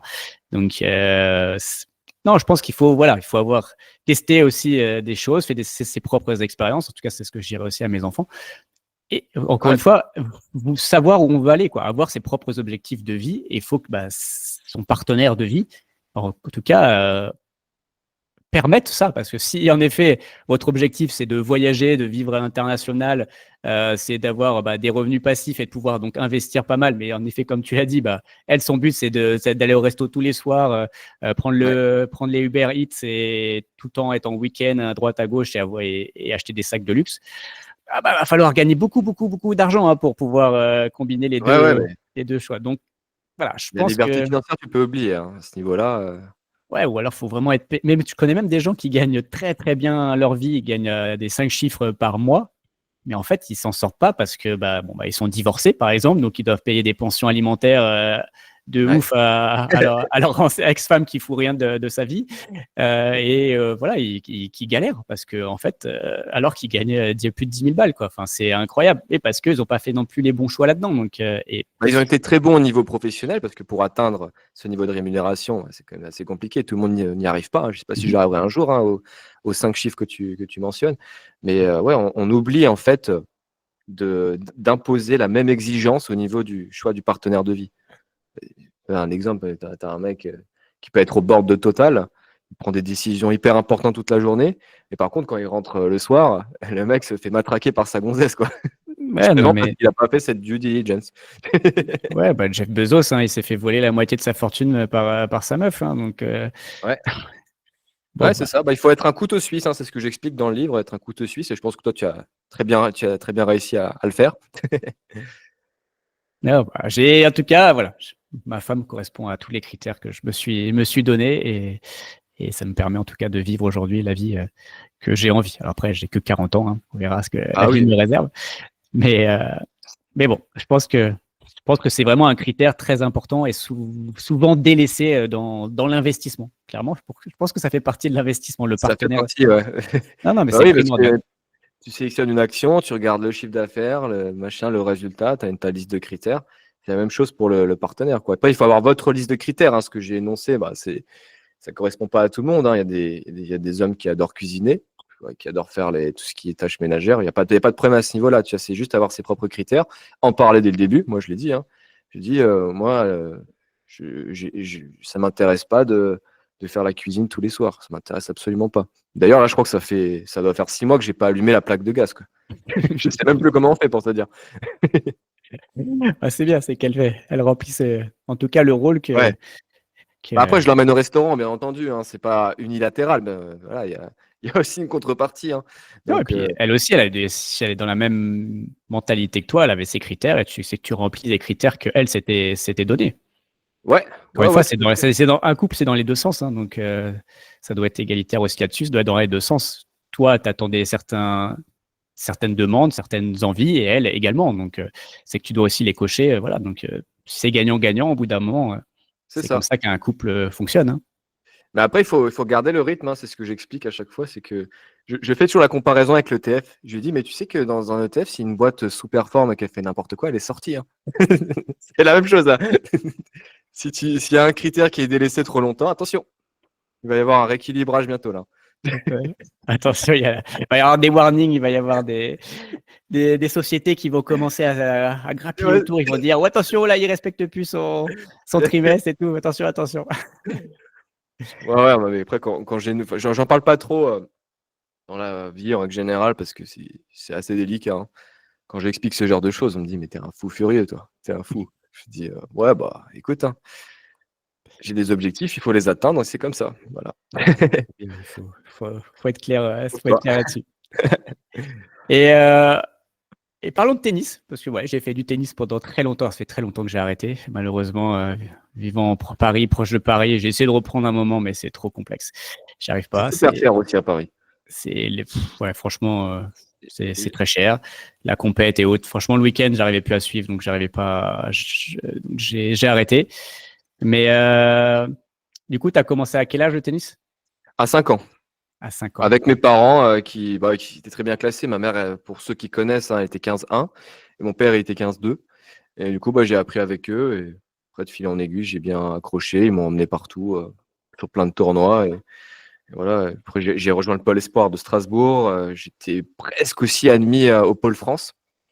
Donc, au Pôle France, c'était intéressant parce que je me suis entraîné avec des Français que là, on voit souvent à Roland-Garros, genre Quentin Halys et Benjamin Bonzi. Je sais pas si tu vois. Bien sûr.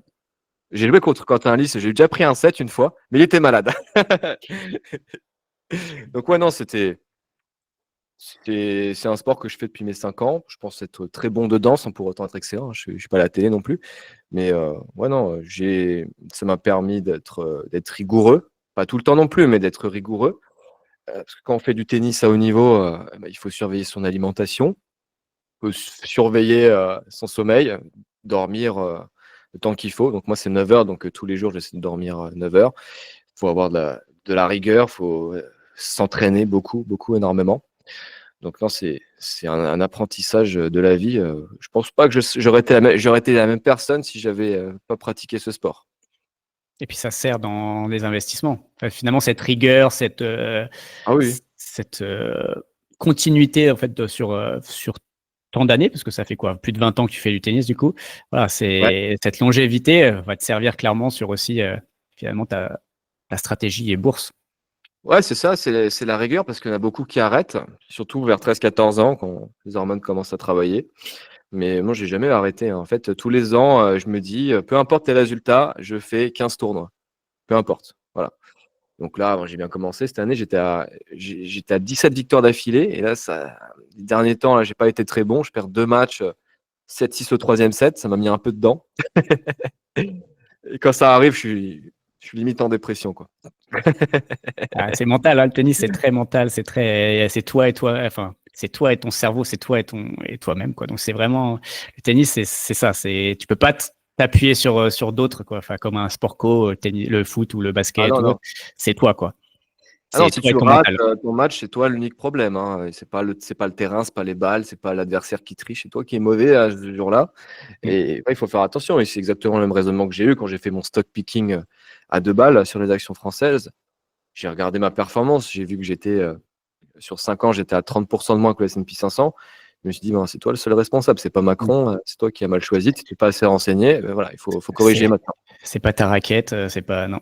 Non, mais la raquette, bon. Elle prend cher, la raquette, c'est vrai. Mais les joueurs moyens, souvent, ils disent c'est à cause de la raquette, c'est à cause du cordage. Je leur dis non, c'est pas pour être entraîneur. Je dis non, c'est pas la raquette, mec. C'est toi. C'est toi qui sens rien ce jour-là. Voilà, va t'entraîner, va faire autre chose, mais c'est pas ton matériel. Non, c'est assez fou, c'est assez mental le tennis. Il y a des jours où tout rentre et des jours où rien rentre et c'est vraiment dans la tête, quoi. Ouais. Là, j'ai Ah, des. c'est pas facile, c'est pas facile effectivement, mais c'est très similaire à l'investissement. Mais comme je te disais en off, hein, c'est plus facile de devenir riche avec la bourse parce qu'il n'y a pas grand-chose à faire finalement. Si on fait du dessin sur des indices, c'est pas très compliqué. Il faut juste aller travailler, être un peu économe et ça marche. Mais au tennis, non, même si on s'entraîne de longues heures, qu'on a le meilleur coach, on peut quand même rater un match, rater un tournoi, rater une saison. C'est beaucoup plus difficile. C'est sûr, c'est clair. Mais du coup, c'est encore plus bénéfique. Voilà, quand on y arrive, ça nous permet d'apprendre beaucoup de choses sur soi-même. Et pareil, je pense que j'aurais pas été le même si j'avais pas fait la compète. T'es cassé combien? Je suis monté jusqu'à 15 ans. Mais Pas très bon classement. j'ai C'est un très bon arrêté, classement. j'ai arrêté à 17, 18 ans, en gros. Après, je n'ai plus trop de compète, quoi. Ah, c'est dommage. Mais voilà, j'ai privilégié d'autres choses. Mais bon, à partir de 18 ans, je suis arrivé sur Paris. C'était trop complexe de continuer. Et puis, j'avais d'autres priorités. Tu as parlé des hormones, ça fait partie des choses. Alors, Ouais. on se fera un match quand tu seras rentier. Ouais, bah, Et faudra si tu venir. gagnes, je te laisse tout mon patrimoine. Ouais. Je pense pas je pense qu'il n'y a aucune chance. Je joue tellement plus. Je crois que j'ai pas tué une raquette depuis 3 ans là, donc c'est mal barré. Mais puis il faudra que tu viennes loin. Il faudra que Ah oui, oui. tu bouges de France. Ok, bah Claire, bon bah franchement merci pour cet échange, c'était top, franchement on a appris plein de choses. En tout cas voilà, dites-nous en commentaire voilà si vous avez aussi apprécié autant que moi, parce que franchement moi j'ai passé un très très bon moment. Bien sûr comme j'ai dit, je mettrai en description, je mettrai le lien pour ton livre, ta chaîne et en gros c'est tout, bah ta formation aussi. Voilà, je mettrai tout ça en description. Et du coup, voilà, n'hésitez pas à aller vous abonner à sa chaîne. Honnêtement, vous allez voir, c'est hyper intéressant et très complémentaire par rapport à ma chaîne. Parce que vous voyez, on a quand même deux visions un peu différentes. Donc, honnêtement, c'est hyper intéressant de voir tout ça. Et en gros, voilà. Est-ce que tu as un mot un mot de la fin? Tu vas. Non, enfin, bah, merci à toi, forcément. Moi, j'ai pris beaucoup de plaisir à faire cette interview. J'espère que ça aura apporté à ta communauté. pour ça que j'ai accepté aussi, c'est pour échanger, pour donner quelques pistes à ton audience. Et si j'avais un mot à dire, bah, n'oubliez pas que l'investissement est un marathon et pas un sprint. Ok, le rapport avec le Et qu'on a sport, le très droit bien. de se tromper. Il faut se tromper même un peu. C'est important de se tromper. C'est comme ça qu'on apprend. Tout à Bon, fait. et ben, Quentin, merci beaucoup. Et du coup, nous, on se voit dans des prochaines vidéos. Allez, ciao.